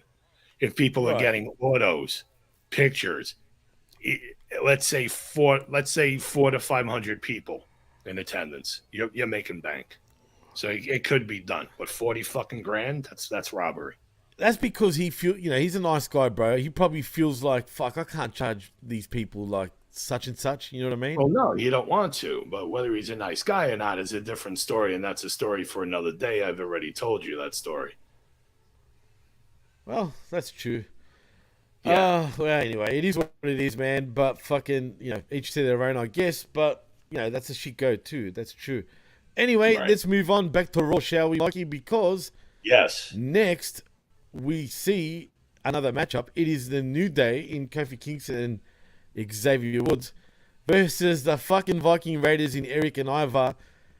And again, I hated this fucking match. Couldn't give a shit about this match. But basically, let's be real here. Drew and Matt and McIntyre kind of fuck shit up. But post-match, Drew and Matt go Yes. after the Vikings. But stop short of chasing them up the ramp as McIntyre apologizes for hitting Xavier with a chair and gets so mad, he throws the chair again. Right. And that's that. And they continue to fucking apologize throughout the show. Surprisingly, the Raiders get the win, though, man. And I didn't expect that, to be honest, via the Ragnarok on Kofi. And thoughts on honestly, this you could match? see Or during gives a all that fuck? as well, you could just see the boredom on their faces. I was You can see bored, the bro. freaking I'm not gonna boredom. lie. Well, not us, but you can see it Yeah. on their faces. And they have a job to complete. I Well, honestly you gotta do feel what you gotta do, right? I honestly feel the Viking Raiders were not into this and they were miserable. This trio Do you is blame not them? working with them anymore. It's just not Well, working. Valhalla sucks balls, bro. Like, literally, I can't stand it, bro. I don't know why they have to call her Valhalla because that's supposed to be the ultimate place you're supposed to go when you die. So what are they doing? Having intercourse Yeah. with her and then they're dying? Yeah, Honestly, maybe. Well, It makes no sense. aren't they dying right now, dude? Think about it. I die when I watch their fucking match. Well, there you go. There's your answer. I bet you it's a rib, You know, bro. it's not. It's It's not a that- rib so they can bury him because they're fucking dying because of Valhalla, bro. Maybe I don't know, but I can't understand that concept. Why call her Valhalla? Why? Dude, what the If fuck they would is... stop a lot of the Discovery Channel Viking show bullshit, they would get over more. But they don't want them Dude. resorting, I feel, back to their War Machine or whatever they were. Yeah, whatever. War Machine, Yeah, they were fucking pretty fucking awesome, bro. right. I But they like don't them as want War that Machine. because they have to Right. have their own team branded. And you But see they're still somebody War Machine, like but just McIntyre. shitty version. Right. But you see, you also see somebody like McIntyre, who, in my view, is not gelling with Riddle. You can see Nah, it. man. You I can can see see. it. We don't Absolutely. know. They're nothing alike, dude. We don't know the reason why. Yes, but I don't see so-called chemistry. Can they There's work no together? chemistry. Yes, but you could Yeah, tell of that course. it's falling short. Dude, there's no chemistry with these two. I feel bad for McIntyre. Riddle's Riddle, right? I mean, fuck. But McIntyre, you can see it's like it's wasting his time. He doesn't want to be in this spot. And he's made it fucking pretty well known that he wants Yes. to be a lot higher up the card, first of all, and wants to be going for another WWE Championship run. So whether or not McIntyre is displaying his facial features of disgust, purposely or not, it can be seen. We don't know. It's just, mate, this is a pairing that literally just got thrown against the wall, and whoever was doing it was like, oh, well, you aren't doing anything, neither are you. Let's just fucking put you together. Because they don't really love doing this shit, bro. They always have done it for fucking years. It's what they do, you know what I mean? And if it works, it works, and if it doesn't, it doesn't. This is not working, and it won't fucking work. Well, I guess they had to have something for Riddle to do and McIntyre to do since Orton's gone for now. So it's one of those things of, hey, let's just throw them together. And as far as Valhalla goes, all I think of is Tilo, bro. Valhalla, holla, holla. I'm waiting for him to do that. Wouldn't that be fucking funny? I mean, come on. I'm surprised they haven't done that shit yet. Yeah. Yeah, but it would bury him. It's an instant buriage, though, bro. If they were to do that. But anyway, yeah. Oh, it's the end of him. But who cares about this shit? Let's fucking move on again, shall we? We do get another tribute video of Bray Wyatt, but, you know, we've already spoken about that. Anyway, as we come back from commercial, we get a recap of the Viking Raiders defeating New Day and Drew McIntyre and their anger issues. As Kofi Kingston leaves the trainer's room and Riddle and McIntyre are there to check on Xavier once again, Kofi says he's hurt but he'll be fine, and they don't blame Drew for the collateral damage, as McIntyre says he's going to go to Adam Pearce and get a match where he doesn't have to tag in to beat some Viking ass, which is funny because he said, the key words, doesn't have to tag in to kick some Viking ass. Does that mean he doesn't want to tag with Riddle, or he just wants a fucking Texas Tornado type match? This seems like to me that, unfortunately, it's like when you have the troubled kid in school. Right. And you got to send them to the guidance counselor. And then the guidance counselor says, you need to make a buddy that is going to, well, help you make better choices in life.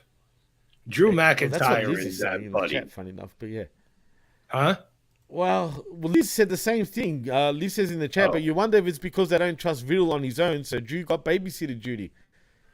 If they need a babysitter for this, well, if that's the case, then they should just fire the guy.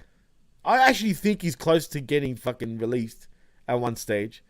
Whether they release him or not is another question, but I think if he doesn't settle the fuck down a little bit, you know, he's very close. And if Drew's the babysitter, say, in this fucking team for now, he's not going to be happy with that. It's not his problem to be babysitting fucking Riddle, right? No, it's not his problem, but guess what? It is his duty for now.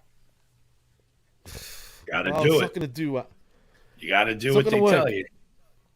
It is what it is, I guess. We'll see what happens there. But if that's the case, that sucks for him, no doubt about it. Anyway, let's move on, though, because we see Imperium making their entrance, and Gunther climbs the top of the announce desk to cut a promo, as he's been doing for the last few weeks. He says Chad Gable made history last week as the first man to beat him in over 500 days by count out in a championship match.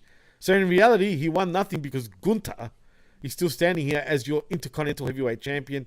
But he did achieve one thing, and that's pissing the Ring General off as he rants in German for a bit and says Chad has his attention and his focus now. If Gable is the last thing between him and his rightful legacy, so be it, because next week, Chad will challenge him for a second time on Monday Night Raw, and then we hear shoosh, and then we see the Alpha Academy making their way down. Gable says usually he'd shush Gunther, but he's made some good points, like how he went unbeaten for almost 2 years before last week, when Chad handed him his first loss in only 10 seconds. Baby, he says. But next week he's going to take the title away in 1, 2, 3. I doubt that, but I'll give him an A+ for trying. Minutes, seconds, hours, millenniums. What? I have no idea. Don't That's say all he said. something 1, 2, 3. you can't Don't say something you can't promise. I am Well, actually that's very wrestling, bro. I don't care what it is. I mean, They're always full of in shit. my You view, know they that. should not even had the stupid fucking pinfall ending with him winning right off the bat. How dumb like was that? How dumb Clear. was that, right? When you In think my about view, it, right? dumb. My view, dumb. I 'Cause you agree. still I got said him- the same thing. You still got him saying and doing all this stupid shush bullshit. So how am I I going to take know. him incredibly serious beating a guy like Gunther? Right, and what's sad though, dude, not only have they made him to be a loser all this time, but now suddenly he can fucking match it with the best. But the reality is, he actually is fucking good at wrestling, and technically could kick a lot of that roster's ass in real life, dude. Well, he can. He's 100% fucking legit. Absolutely. But if I knew nothing about Chad Gable, all I'm going to You know. think he's a loser. Oh, okay. He's an amateur wrestler and he goes shoosh. Right, which is so, yeah. Anyway, I don't understand. Look, man, they're almost trying to make him do Kurt Angle comedy acts, and even Kurt Angle being a comedian, which it worked for him because he was just good at it I for some wish reason. they would have Gable emulate Angle. I wish. Would it be better? Get rid of the And stupid really, just shit. and the truth is, right, I don't think Gable needs a mouthpiece anyway, right? But it would be No, so Gable cool to doesn't see. need a mouthpiece. No, he doesn't. It would But be it cool doesn't though to hurt see Angle having a paired with him. hot. Yeah, but it doesn't hurt having a hot chick accentuate everything. Absolutely. And I'm Max saying Stevens that not fucking just hot, as a right? guy who thinks that she's kind of cute, but Nah, bro. it doesn't nah. help. I mean, it doesn't Right. hurt. You're right. It's true, man. But now I feel like, again, they're in the state right now of they're not sure what to do with these guys and girl. And now they've kind of gone in from sort of being Several hot. things she can do. Hey, settle down there, Mikey. Settle down. Might as well do the fucking sort of laugh. The Well, I'll Rollins leave laugh, that but for anyway. you. I wouldn't be caught dead saying that. Oh, thanks. That's Well, all for let's you, move on. buddy. Let's move on before it gets really out of hand, if you know what I mean. Right. Because we do move on to a match between Chad Gable and Ludwig Kaiser. And what do you know? Chad Gable wins once again via, if it's not a count out, it is via disqualification. And post-match, Otis then runs in and suplexes Vinci.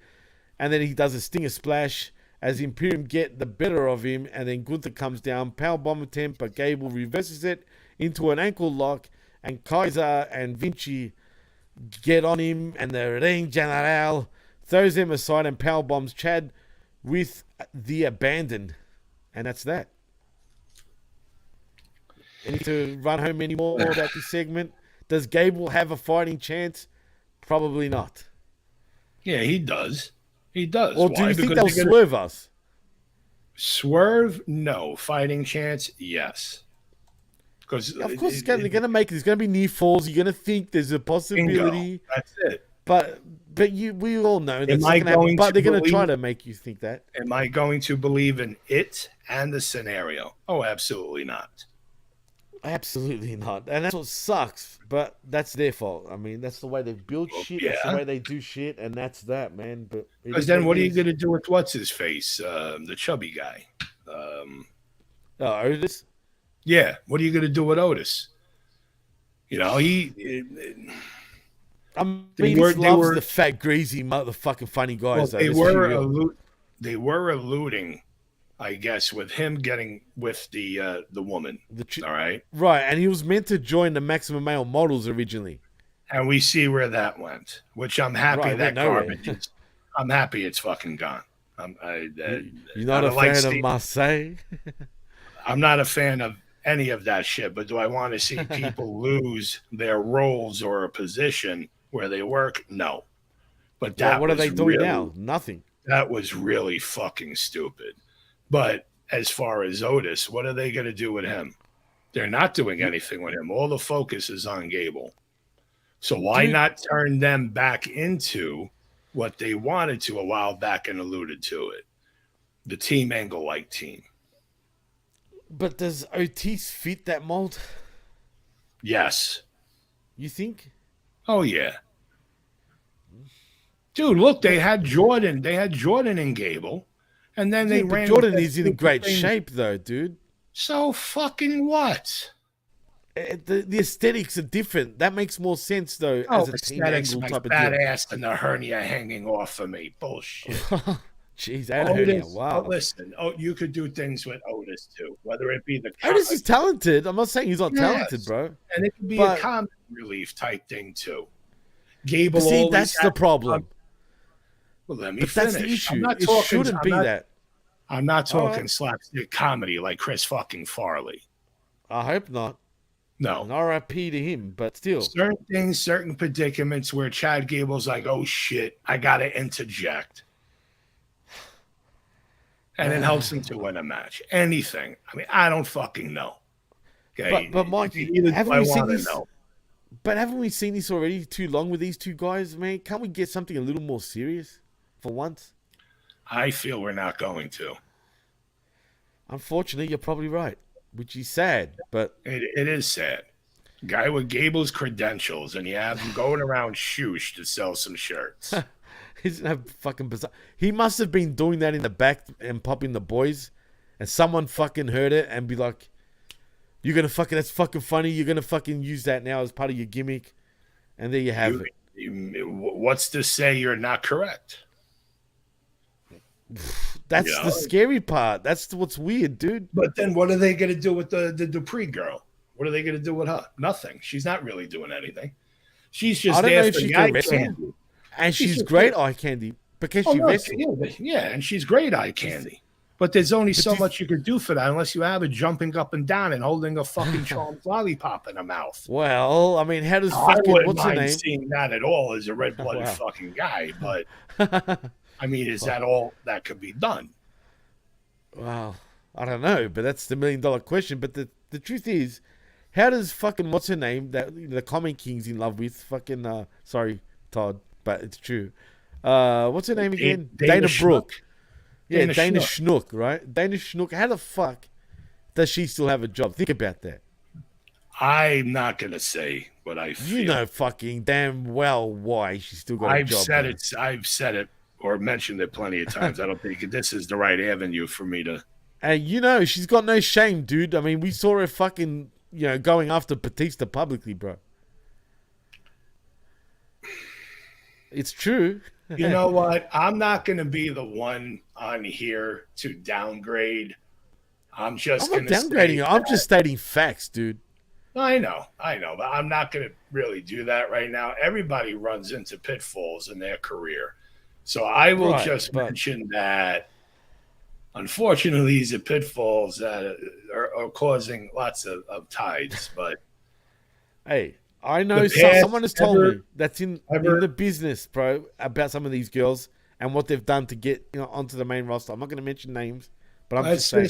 let's just say that ever since when she was with a certain team with people and that team got broken apart, she has not been the same. So it makes you wonder what was said, done, what dirt is on who, what, where, how, when, and why, on why somebody can still be there. She That's could be not one of just the saying, paid that's bitches not too, just bro. saying her. That could also be anybody there, male or female. Right, male or female, legitly male or female. I essentially. just happen to be on the understanding that after a certain team was The cream team you're talking dissolved. about? Is that team? Huh? Is that the team you're talking about? The cream team? no, Oh, okay. Because that's interesting that you said yeah, that. There was a cream team.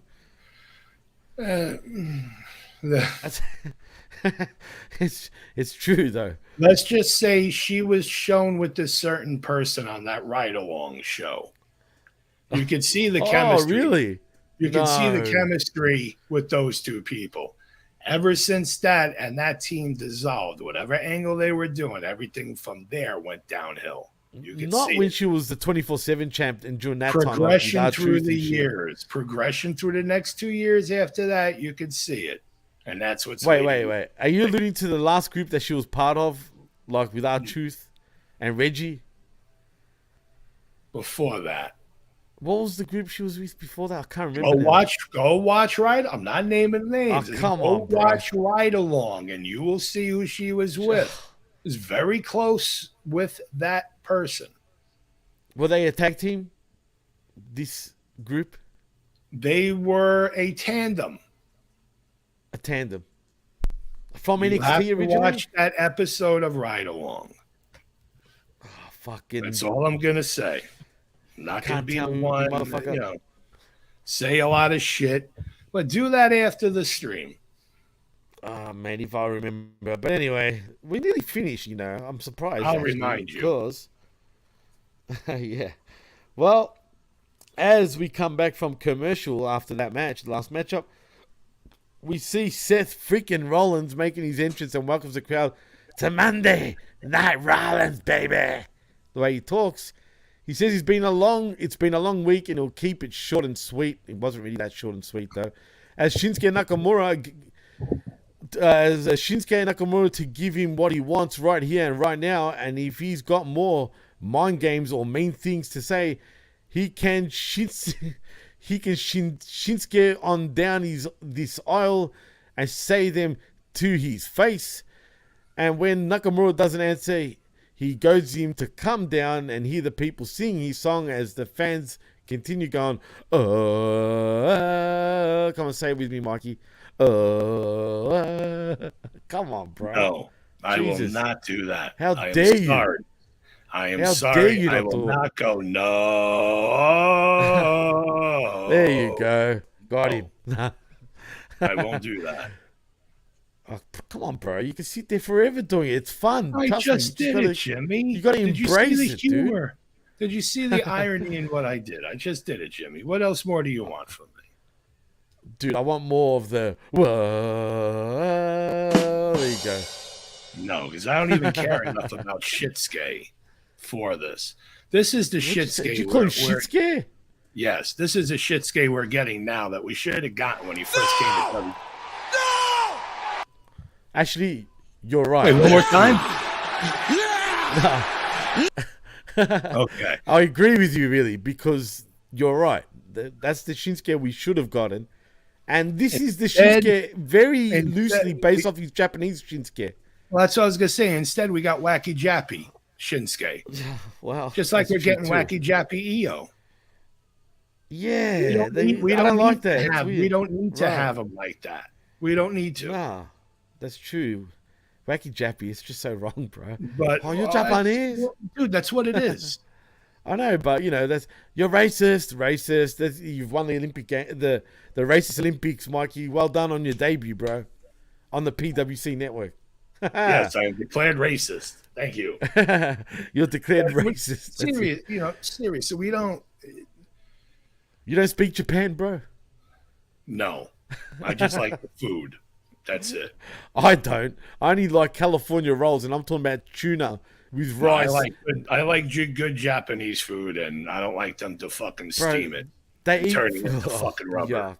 But nah, as far as Nakamura, Come on, I bro. mean, we should have had this a long while back. Unfortunately, That's true. it's taken too long, but we're getting it now. But guess what? It's too late. I actually don't want to see it. Is Rollins going to lose? No, he's not going to lose. No, that's the problem, right? I don't think he's going to lose Rollins at all. So this is almost for nothing. So then after you're this, where are you going to go? And there's no Rick Boogs attached to this, as far as I think. Honestly, my honest opinion, good riddance, bro. Unless, and I will fantasy talk. Turn heel. I will fantasy talk and book just like everybody else I does. know what you're going to say. I know exactly Maybe what you're going to Boogs say. will come in at the end and cause And Seth help. to lose for Nakamura. Right. I knew you were going to say that. That would be cool. But then what's his fucking... Is he going to just be the lackey of Shinsuke? Shinsuke's like... Yes. And you can make Boogs be the wacky jappy translator. And they will But he have has to be music. sophisticated. Yes, and they will have Like- music together in common. Music will be the Uh-huh. translation for them once he starts talking. All right. So wait. So say when he's like, come on, Boogs would translate that to like, he's booging out, man. He's booging out. You could break it down into 17 other syllables, just like watching a Channel 5 kung fu movie. Are you talking to me? Like the kid with the golden arms. They're more Chinese, but you took my rights. do you remember Michael Hey, Winslow Police Academy? Do you remember that? Right, was it Police Academy 2 or 1? When he's like, One of them. when he's doing the video games, he's like, I fight you, kill you. And listen, I honestly don't find it to be really racist. I mean, it's kind of could be blue. You don't. You don't. But do you ask a Japanese person? Others may, but they're not understanding what others, yourself, or many may have watched on TV. This is 2023, Mikey. I understand. Doesn't fucking matter, bro. I understand that. And if they could get the reference, they would understand. I know, but like again, now you can't say shit anymore, bro. Like, no, you really you can't. can't. It's weird. No, you can't. You know what I mean? But sometimes you have to take the risk and involve a little bit of humor And to we do that actually here at break PWC. somebody down for them to understand. Right, but we've got a lot of... Dummy. Yeah. Dummy. That's Now, what see how we've got that's in this over? fucking world. Well, now see how Yeah. that's over when he's literally calling somebody a dummy. It would be Right. more offensive if he said, fucking dummy, yeah. Well, what about if you said, yummy? Yeah. Well, that depends on what If it was food or some shit, I guess. Or a hot chick. I don't know. But anyway, dummy. Yeah. Oh, But man. still, Anyway, dummy like I said, is 2023, offensive. shit That is don't fly referring- that way. That's referring that somebody is a stupid moron. Literally. You're a dummy. Do you think There's somebody who's do you think mentally that'd be... inept. Personally, I wish he was doing that again, like the Eli Drake character used to, right? Which is the same character anyway, but you know what I mean. It's But the same unfortunately... thing. Right, but he doesn't say dummy anymore in WWE. But do you think it's because of Bailey doing the, dummy, the ding dong, hello? I don't think it's because of that. Do you think I it's just overkill? know. I think that they they'll want look at it. No, I don't. I feel it as I don't. I feel it doesn't have anything to do with Bailey. Probably has to do with they want to keep things short and sweet That's what I mean. Like, keep it simple. and separate instead of, everything right. of his from NWA, from TNA, and Championship Wrestling of Hollywood. He had the dummy button. He had the dummy. Yeah, he had the other catchphrase. They want to keep it short and sweet. So, yeah, that's it.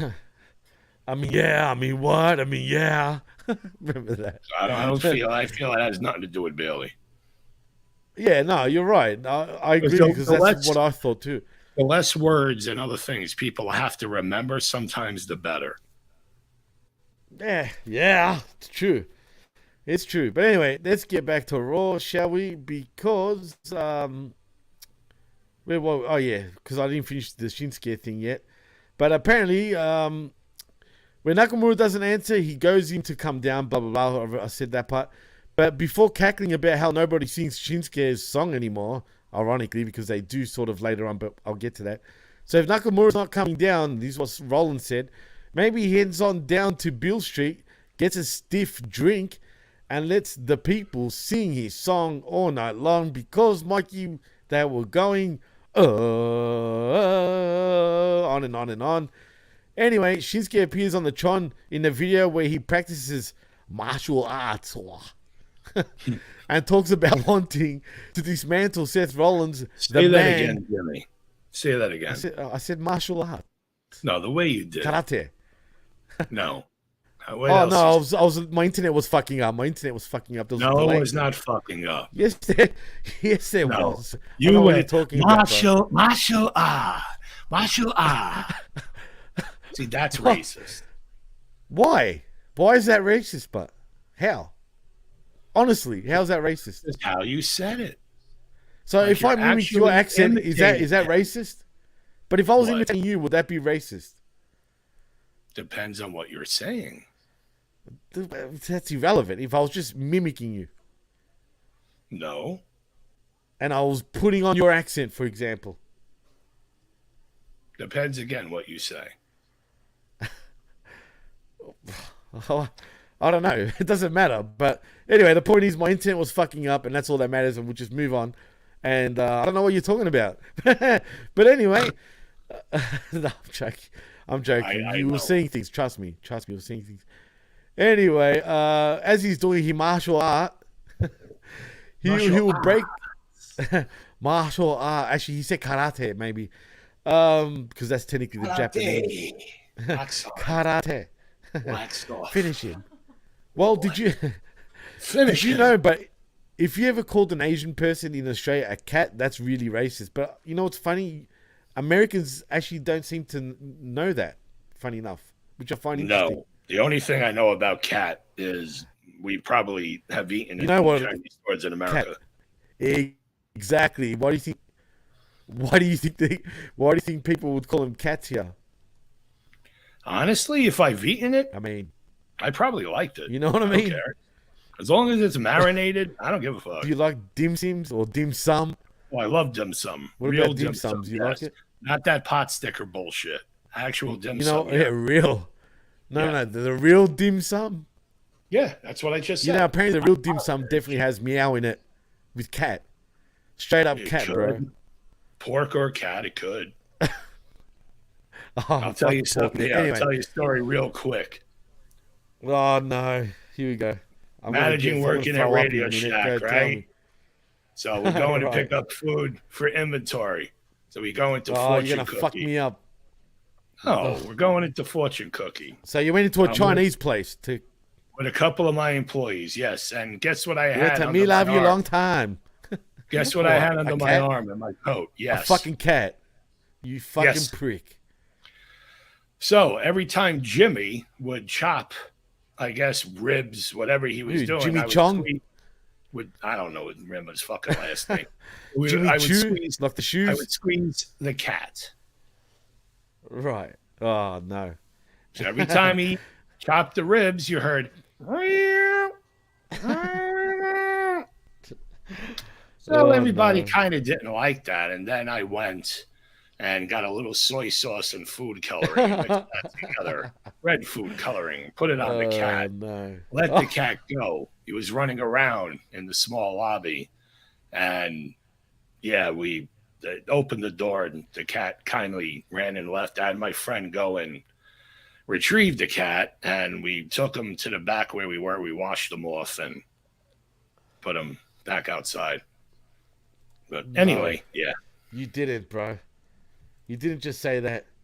We're going to get kicked off the air. Everyone's going to lose their shit. Oh, wait a second. Hey, shit's fucked. Why is it saying shit's fucked up? Nah. But see, we were still on the air, but unfortunately, I was meant to do it another way. It doesn't matter. I fucked that up. But anyway, yeah. You don't say it here, bro. Here, you get stabbed. I'm telling you. If you went up to an Asian person and go, meow, it's on, bro. I'm telling you now. Like, here, it's used as a real, like, yeah. And there's a lot of Asians here, bro. I believe it. And in the right parts of New York, it probably could be too, depending where you are. Well, I'm surprised. No one's heard of that term, like, in terms of being a racist. A literal term calling somebody of Asian descent that in New York, no. But I can understand what it's implying. It's not right. Of course, once you hear it, you know straight away. Right, exactly. Right. Spot on. All right, so that's why I was kind of surprised. Well, let's get back now to the end. Well, we're close. Anyway, he said, and I'm talking about Shinsuke, that he'll break Seth because he can't be broken, and his body betrayed, and he put him away out of his misery. Anyway, Rollins is upset by being sent a video package, and he wants to know what happened to the Shinsuke Nakamura who headlined the Tokyo Dome. Oh, what a mark, Tully. He had to mention the Tokyo Dome. And lit the world on fire when he came to NXT a month ago. He would have given Shinsuke the shirt off his broken back. That's bullshit, Seth, and you know it. But his broken back didn't stand in the way of him winning the World Heavyweight Championship, and it won't stop him from beating Nakamura's ass on Saturday, which is true. He will win. But guess what? He's going to maul him like a cat, I guess, like a big cat, right? And he won't stop until he's pulled away, right? And he's lying there defeated. He'll know he can't take anything from Rollins, not his title, not his future. Not his familiar, bro. None of that. But then we do see Nakamura attacking from behind and choke Seth out, whispering in his ear before kicking his head in. That first kick looked pretty stiff, and Rollins sold that like a champ. I'll give him that. He did. That was pretty funny. He really did, bro. And that's that. I mean, what the fuck was Nakamura wearing? That was a weird shirt, dude. Something from maybe the Temu app. I have no fucking clue. That was a wacky fucking, I don't know what the fuck that was, but I don't like it, man. I don't get people that wear shit because apparently it's style, but it's ugly as fuck. Dude, it made Wish look like fucking Tarjay. Tarjay. In other words, Target. Hey, Yes. you know what's funny? Tarjay down here. But it's the Temu app, so it's worse. You know, remember LA Gear, bro, back in the day? Oh, yeah. Remember the fucking light up shoes and shit? Like, you know, motherfuckers be walking around everywhere and your fucking heels are lighting My up. mother almost got me a pair, and I said, I was close. I'm not going to lie. I was close, but I didn't get them. I was a Reebok guy growing up, mainly. So was I. The pumps. I still was to this day, Reebok, bro. and then later on, Fila. You gave me LA Oh, Gear. I love the fillers, bro. Once, when the Grand Heels came out with the fillers, bro, that's when I fucking went all in. Yeah, I love them, bro. I'm trying to find a pair now, dude, and it's hard, man. But I just bought the fucking Question Reebok shoes a couple days ago. The Allen Iversons, remember the Questions? You don't mind me asking, what size shoe? Because if I could find my Hills in storage, I'll sell them. What size? What, you're implying that I should buy him? You should be sending him for free, bro. Grand Hills, correct? Have you got him? If you don't tease me like that. Dude, I have or had the high top Grand I'm a Hills. size 11, bro. Yeah, the white ones, but. Oh, fuck no. Forget it. Or do you have the blue ones, the dark blue ones? No, I had the white with the blue stripe, but it was a 15. Yeah, those ones. Oh, 15, bro. 15 4E.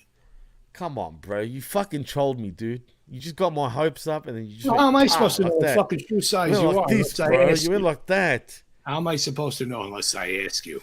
Fucking Minkia, bro. Come on, bro. Nah, now you got. We can't send them down 15. No worries, bro. No problem. I'll make them work. No, really, I've been.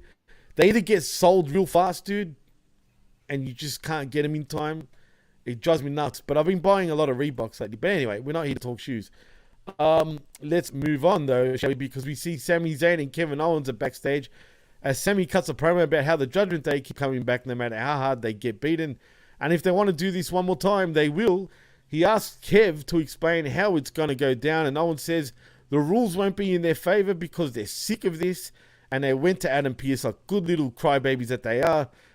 And I'm just adding that in, and it'll be a Steel City street fight for the tag titles at Payback. And I won't lie, Mike. You know what I was thinking when they were mentioning Pittsburgh and the Steel City? I'm thinking Steel Cage match. But no, it's a Steel City street fight, bro. What does that mean? Nothing, because it's just a street fight. I thought they would do a street fight too. I didn't see them doing a cage. Not in a No, Steel because City. Steel City, get it? Cage, Steel yeah, City Steel fucking City. cage match. Come Right, on, bro. see, It's yeah, easy. no. I automatically saw some kind of a fucking stupid street fight or something. Oh, well, Why? that disappointed me, bro. Why? Because it's safe. But you don't fucking pump up Steel City without a steel cage. Come on. What the hell is a Steel City street fight, bro? Really? What is it? What's so different about a Steel City? But see, I hate how wrestling in general thinks by labeling, enter city, wherever city they're in, and putting street fight at the end of it, somehow is going to get people fucking turning up. It doesn't make a fucking... It does, and for years it's gotten them excited to hear this. Okay, then they got to be some dumbass fans out there, bro, still. Well, yeah. I'm sorry, but every promotion does that. I know. It's been done forever, bro. Forever, bro. What else can they call it? Just fucking say a street fight. It doesn't have to be. We have an over-glorified 2-on-2, everybody in the ring at the same time match where there may be weapons being used. Isn't that a Texas Tornado match? Pretty much. That's what it is. That's the real fucking or Bedlam match, right? That's But if the you real say term. that, are these people going to understand those terms? I get Most that. likely well, not. if you've been a pro wrestling fan for fucking, if you're for a most of real your life, fan, you would you'll know it. Majority, I feel, is not going to know those terms. You'll have to go look it up and see what it is. Do you And think then they'll be disappointed. Oh, yeah. That's how it starts, bro. Once you start getting into this shit. Yeah, it's very few people, really, that actually stick to it like we have. Like, fucking call us losers, call us whatever. It's a thing that, for whatever reason, bro, and it works the same way with everyone, dude. Including you, including everyone that we know that is hardcore fans. Once they hook you, bro, from that young age, and you're fucking in there forever, bro, that's it. You're not going nowhere, man. You're stuck till you die. Right. You're just going to, even if it disappoints you over and over again, you always come back in the hope, because, we want to love this fucking shit, bro. I know I do. I mean, I loved, dude, I don't think you understand. Like, I still love pro wrestling, obviously, now. But the love I had for it growing up, dude, was something else, dude. It's like Same weird, with me. Right. And it's weird how they know how to, like, do that, man. They don't get everyone, but they fucking get a lot, man. And it's a unique thing. But anyway, since you're yawning and I seem to be boring you to death, Mikey. No, you're not boring me. Crying out loud. Trust me, I know. I know you're not. I mean, I know I'm not, sorry. But we are on to the next match because we see Bronson Reed attacking Tommaso Ciampa in his entrance. Excuse me, I should have muted myself. And bowls him over on the ramp. In the ring, passing Reed to the floor. Running knee connects and diving knee follows as the referee, Aja Pereira, tries to restore order, and we go to the break with the match yet to begin. And that leads us to the match. Aja Pereira. It almost sounds like the porn star, Asia Carrera. Wow. Wonder if there's a similarity there. How you doing? Maybe. I mean, how you doing, indeed. We do see the match made, and it is Bronson Reed versus Tommaso Ciampa. And you know what, man? I felt it was borderline squash, man, with Ciampa winning. I mean, it felt longer than it was, but really, the match didn't go for long, and Ciampa won pretty easy and picked him up no less. And won via crucifix with the crucifix driver. Is that how you feel about Ciampa? Huh? Is that how you feel about Ciampa? He's your own paisano, bro. To win like that, how he did. That's bad on Bronson, after they were building him, man, a little bit. Right. And kind of like a disgrace or a dumb scenario, like the NWA pay-per-view, how they had Homicide lose to Del Lorenzo kid, whatever his name is. Alonzo, sorry. Right. Homicide's beating and kicking the crap out of him. All of a sudden, at the last minute or so, Joe Alonzo just happens to roll him up out of nowhere and bang, pins him with a schoolboy. I hate the schoolboy finishes. You could have. Overdone. I do too for personal reasons, but oh my god, to do like that, what did you say? It was the crucifix. I think they used the crucifix driver. Yeah, to do that on someone Bronson's size. Who the fuck taught you physics?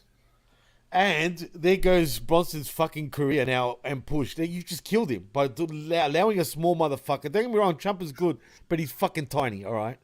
I mean, if you want to go realism speaking, yes, it does a lot to diminish Bronson probably as a believable monster and character as far as the duration of time from him being the promotions he was till now.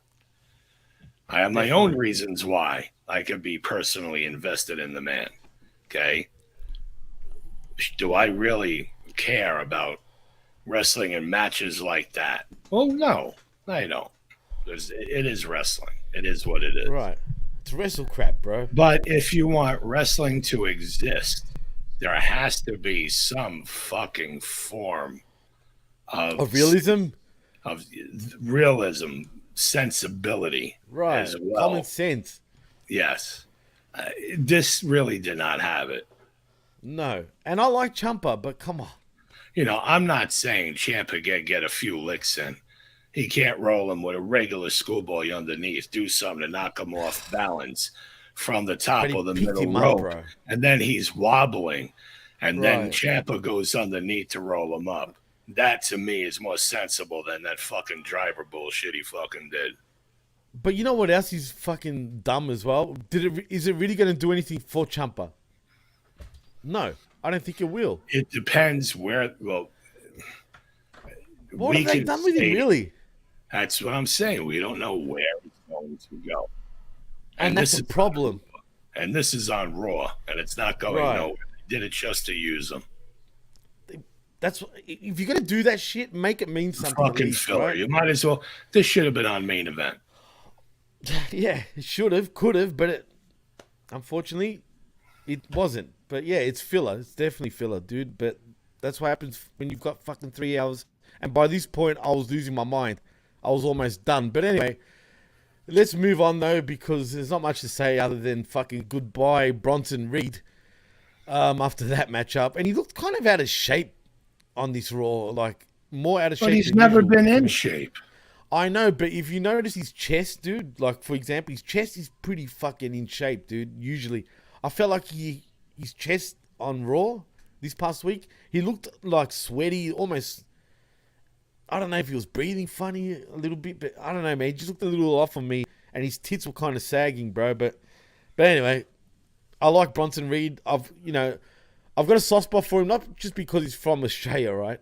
And he's a big bad Samoan.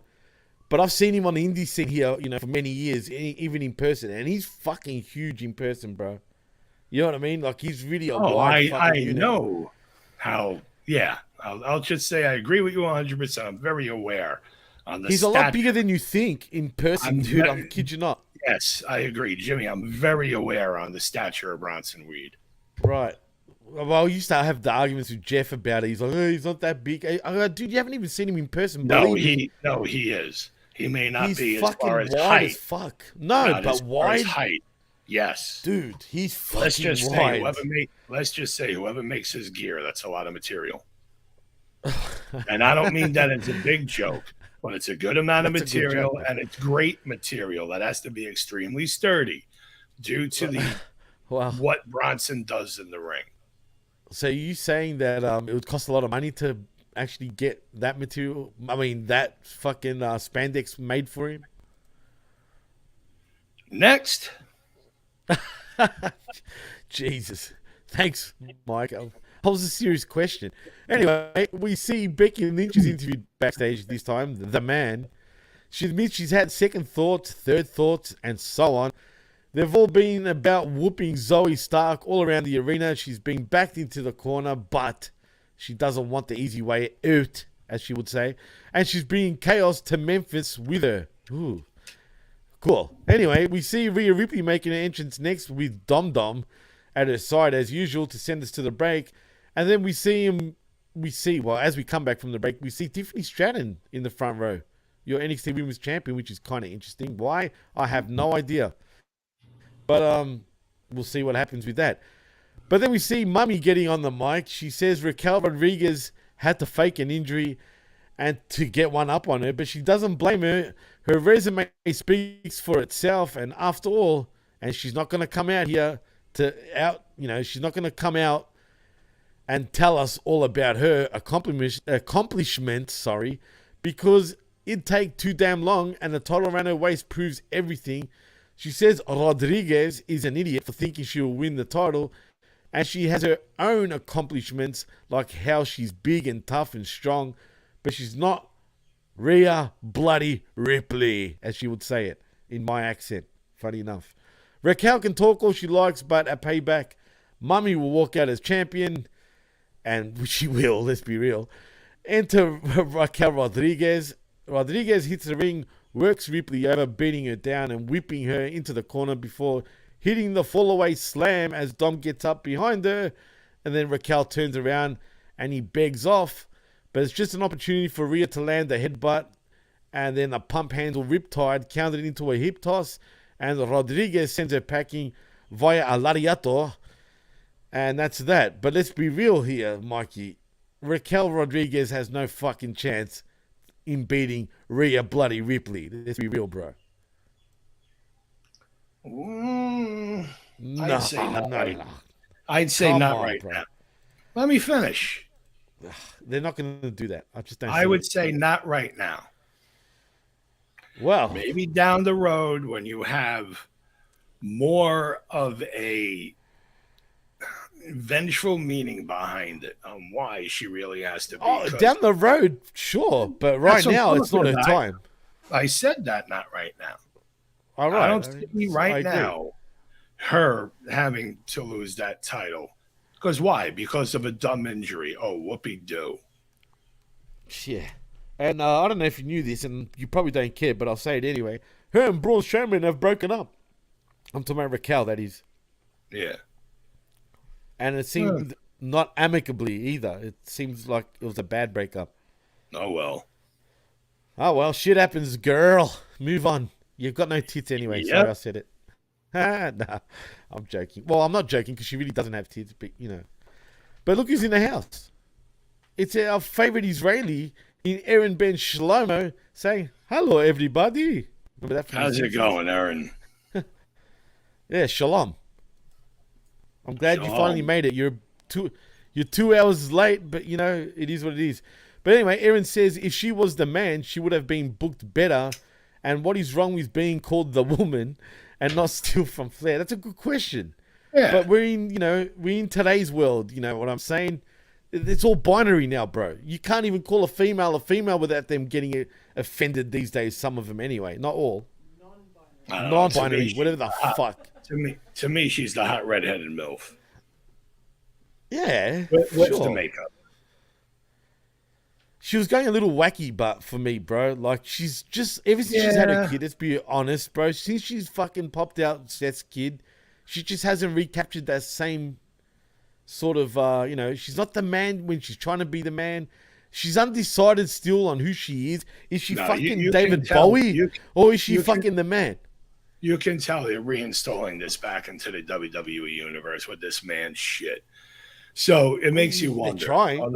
Are the marks going to think, oh, are they doing this because it may have something to do with Charlotte Flair? Or are they just calling her the man just to call her the man because they have to have something for her to be fucking labeled as for marketing? But here's all I care about, Jimmy. Hit me up, bro. Why isn't Trish wearing her bukkake mask? Come on, bro. Don't say that about a fellow Greek. If you want to say thank you, Trish, well, thank you, Trish, for I'm wearing not going to answer that mask. question. How dare you say that? What? You don't say that about Trish, bro. She's all class, not fucking trash. Okay, but look, it was there to protect her nose. But somebody like me, what am I going to think? You could use it in other ways.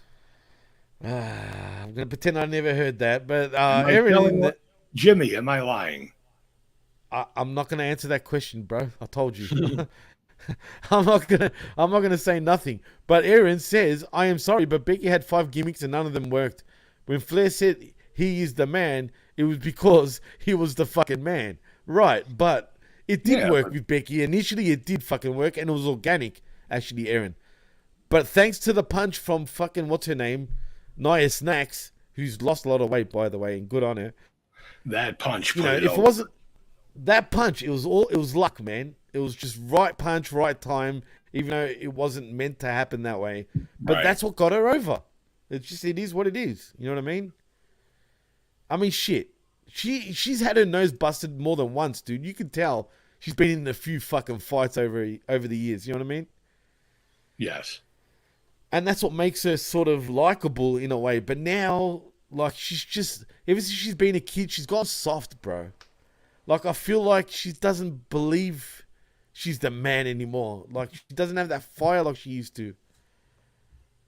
I mean, and this fucking feud stinks, dude. These two got no chemistry. And WWE, to their credit, are trying to, stick by the course. But it's just, I don't know, bro. It's just, I feel bad for it. I feel bad for both of them. I do. But this fucking shit is just dragging on, and hopefully it is you dragging get the blow on. off. It's not going to go anywhere. The ultimate blow off. The ultimate blow offs, huh? That's why I'm saying it the way it is. It's literally the ultimate blow off. It's going to be blown off in many ways you could probably think in scenario. Because what's the ultimate? Where are we leading to? A match with Becky and Trish. Whoopie-doo.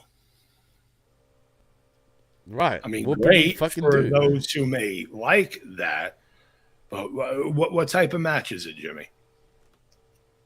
What was it? A steel cage? Wasn't it a steel cage match? I think it is a steel cage. Right. I could be wrong, but I think that's what it is. We all know that that match is not going to be a true steel cage match. Well, of course not. I mean, it's a steel, the steel cage match, right? And this makes my eyes roll. Was designed to keep, interference from coming in the ring. Problem is, it's on a cell. You can still fucking get in the ring. And it always happens, and that's what fucking stresses me. Yes, and the other problem is people don't utilize the cage anymore. Say it's too violent. People get hurt. That's what you want in a cage match. The old fucking cage. Remember the old blue fucking cage that WWF used to have? Oh, the ones that they used for Bundy Hogan. That was my favorite cage. Yeah, because that fucking cage will fuck you up legit, bro. Like, that fucking hurts people. Not these fucking chain link fucking fence fucking wannabe cage. And it's a phony, fake fucking fence. You can see the holes there. It's loose too. Yeah, but that's for the cameramen, right? That's true. And also for the wrestlers to do their spots. Yeah, and also some of the wrestlers probably can't even fucking climb a fence, right? So they put those holes so they can, for the ones that just can't do it for whatever reason. Which is, you should be fired if you can't fucking climb a fence. Unless you're, real big. I can understand. But anyway, whatever. It is what it is. I would say just don't. Maybe that's why they don't utilize the cage much.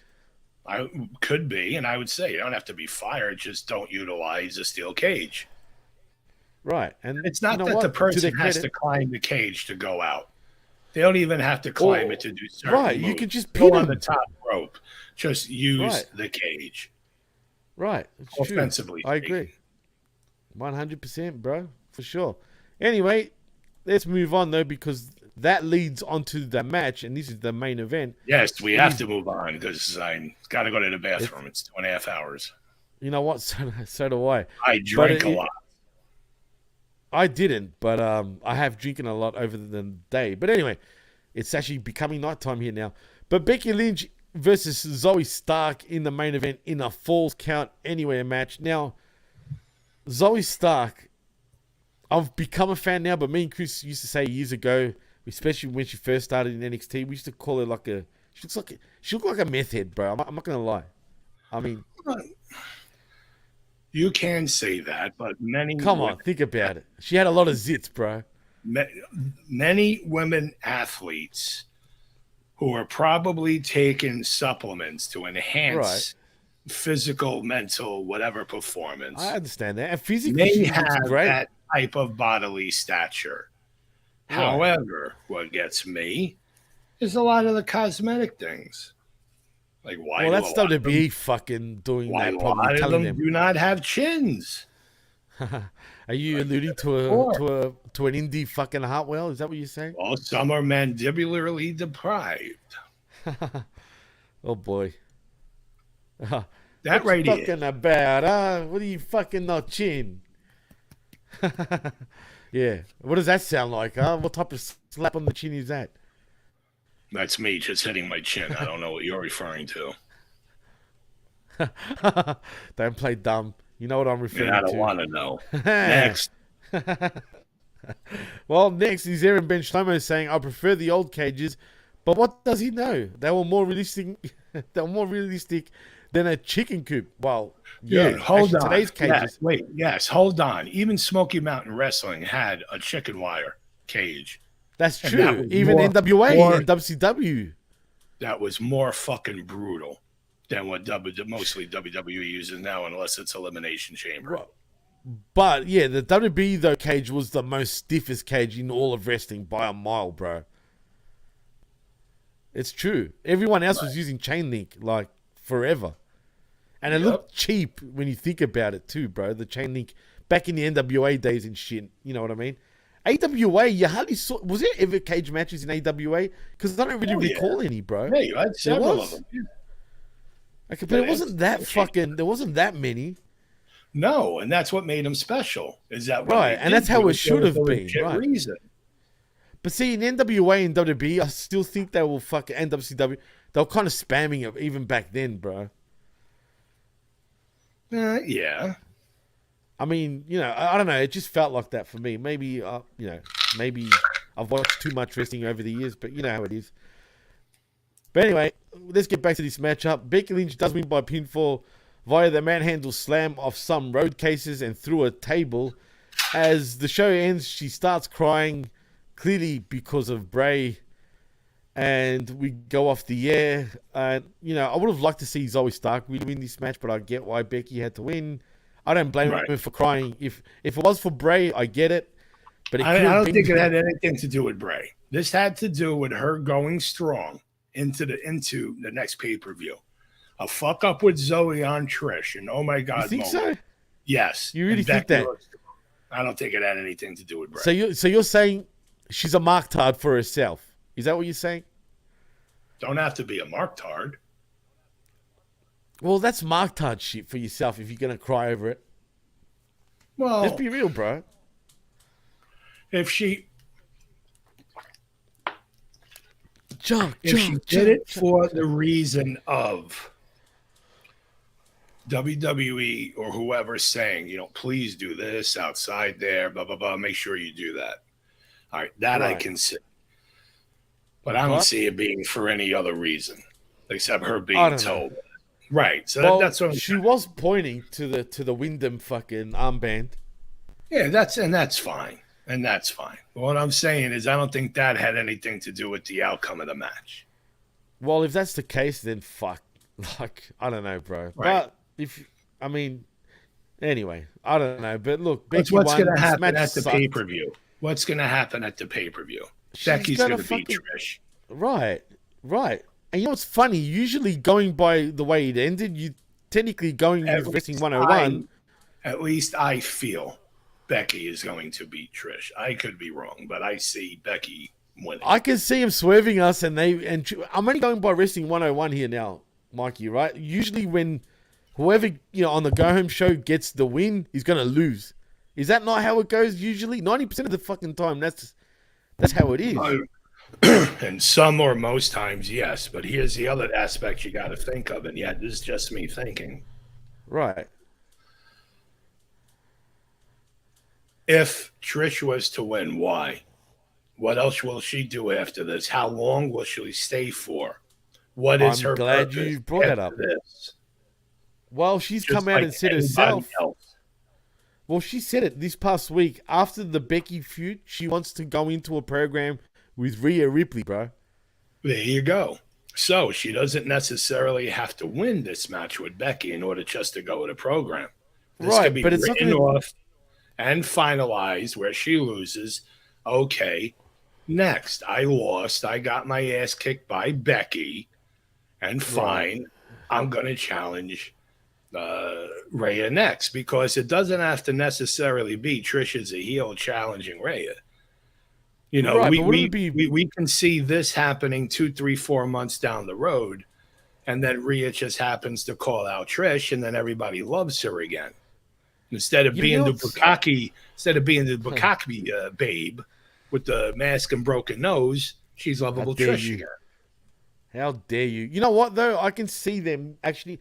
I can picture Trish winning this, right? And going and getting cocky to Rhea, because if she loses, I feel like, believe it or not, it's going to sound weird, but if Trish wins, it does more for Trish than it does for Becky winning this match, believe it or not. Right. It shouldn't, but I feel like the way they've done this, that's what's going to happen. Good. Anyway, we'll see what happens, and that's this coming Sunday on Payback. But you know what, man? It's 2.5 hours. I know it's fucking mega late for you, my man. But let's fucking take it home. It's almost 4 a.m. Wow. That's why I took most of my night meds already. Took my magnesium. I took the heart medication like a good man. I took what did I take? The magnesium, the meloxicam for the arthritis, losartan for the blood. Oh, I got to take the one for the embolism now. The one that I don't like. Oh, look at this. Amoxicillin they're giving me now. I'm on more shit now. Wait, hold on. I'm on more shit now than before I had any of this. And something for pain, which I'm not taking because then I can't go to sleep. And I love my sleep. Oh, yeah, me too, bro. I'll probably be Aaron Ben Shlomo through the smack attack. Well, you better wake up, motherfucker. But look what Ben Shlomo says, and this is a fucking compliment for you, my friend. Media should replace Jeff. Maybe he is, actually, Aaron. Hey, man. Well, that's Aaron, a good sign, bro. Wait, let me say. Aaron, I do love and appreciate that comment. It really, I truly do. I don't think anybody can really replace Jeff, per se. I can say somebody else jumping or joining in, giving a different perspective. However, I understand what you mean. Well, he's pretty much saying he'd rather you than Jeff. I got you. I feel you, sir. I know what you mean, Aaron. Don't worry. Aaron and I have a good Jewish connection going there. Just not as Jewish as Jeff and Aaron should have, though. Probably. Think about it. You know what I mean? Paisano, just a Jewish thing. I feel all should get along, of the Hebrew or Jewish or Israeli or whatever. I know, man. I'm just a human being. That's just my thinking. That's a totally different subject. Yeah, that is actually a totally different subject that we don't have time to talk about right now. But I'm glad you actually said that. Yeah, absolutely, man. Tell us the truth. Tell me when you're telling lies. How's that, Aaron? Like CM Punk would say. For myself, I don't lie much, and that's why I get into a lot of trouble and why people can't stand me sometimes. I'm the same, dude. Believe it or not, I'm a bad liar. I can't really lie, dude. You'll know if I'm lying. It's kind of weird because of my face. But anyway, we're not here to talk that. So before we go, though, Mikey, tell them where they can find you, my friend. They can find me, if I'm alive, probably... Don't say that. Yeah, I know, right? Fucking motherfucker. I know, I'm only kidding. I mean, if you want, you can find me, if you actually care that much, WrestleMojo on Twitter.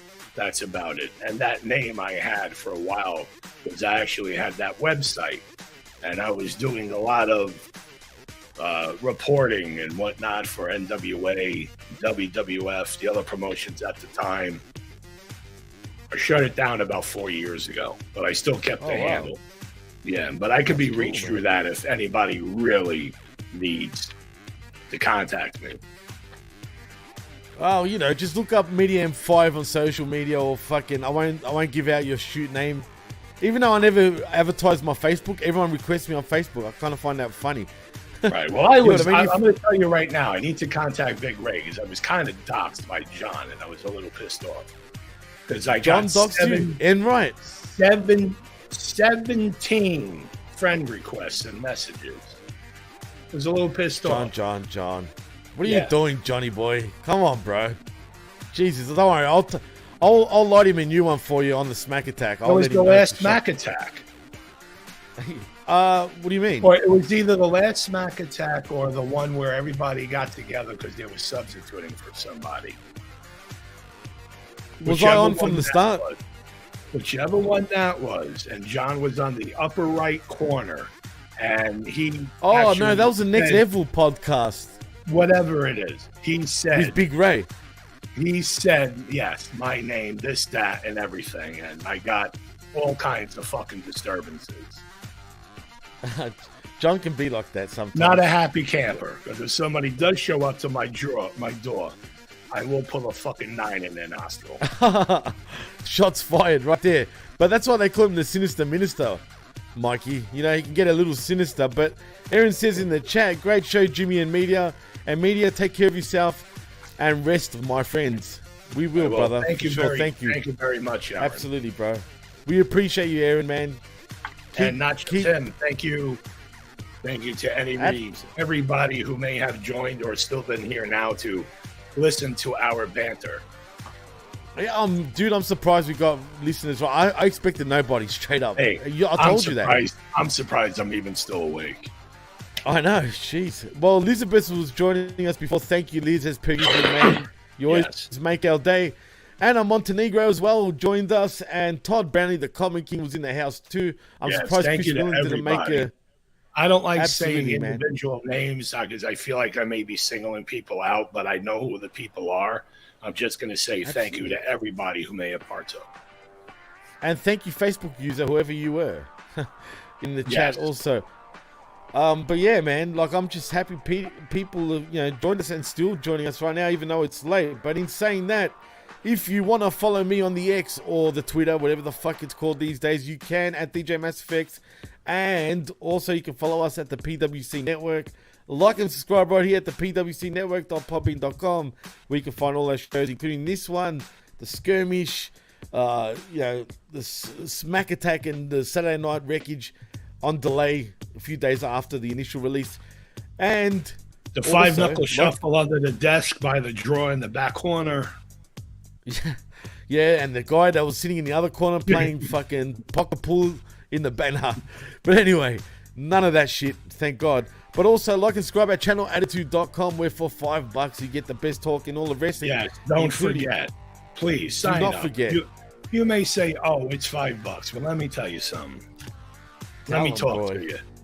Let him talk to you. For that $5, you are pretty much getting between Hameen Media Group and the PWC and everybody else who may be involved, pretty much the best investment for $5 you can as far as pro wrestling talk. Not just that, mostly sometimes some life scenarios. You also have Wrestling with Rick Rogers on YouTube. Listen to him. Great life stories and somebody you want to learn from.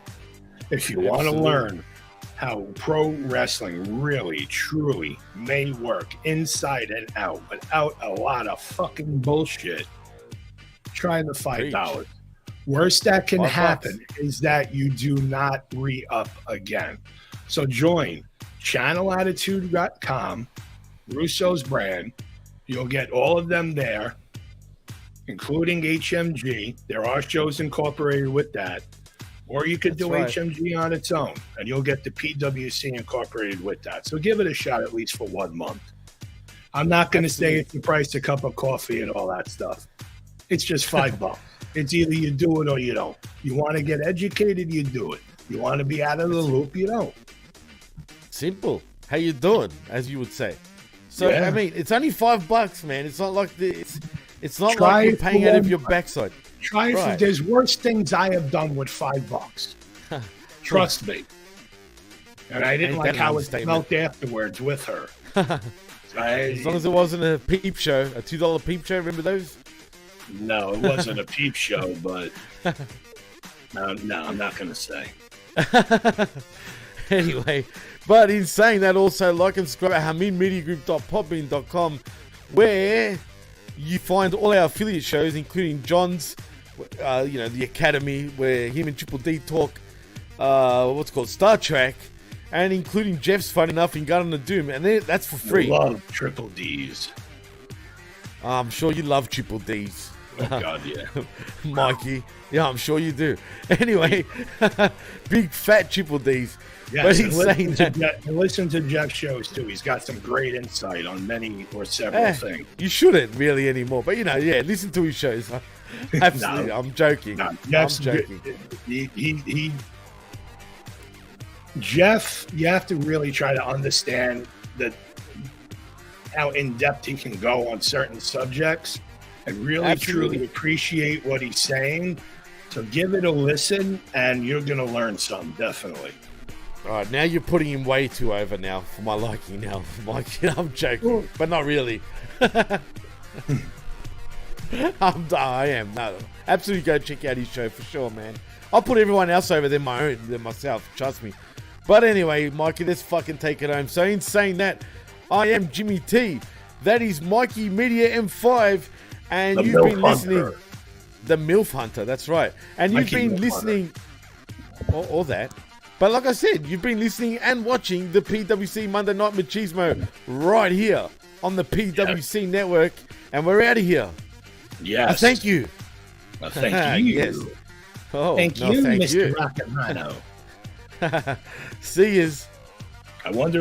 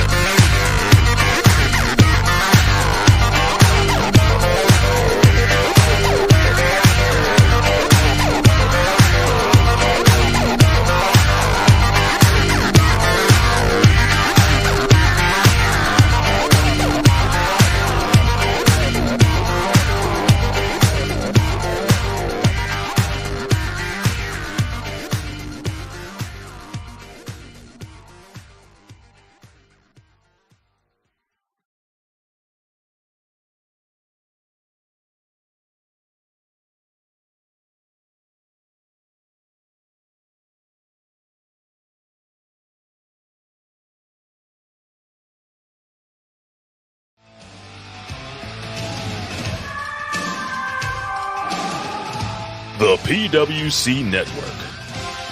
What the world is watching and listening to.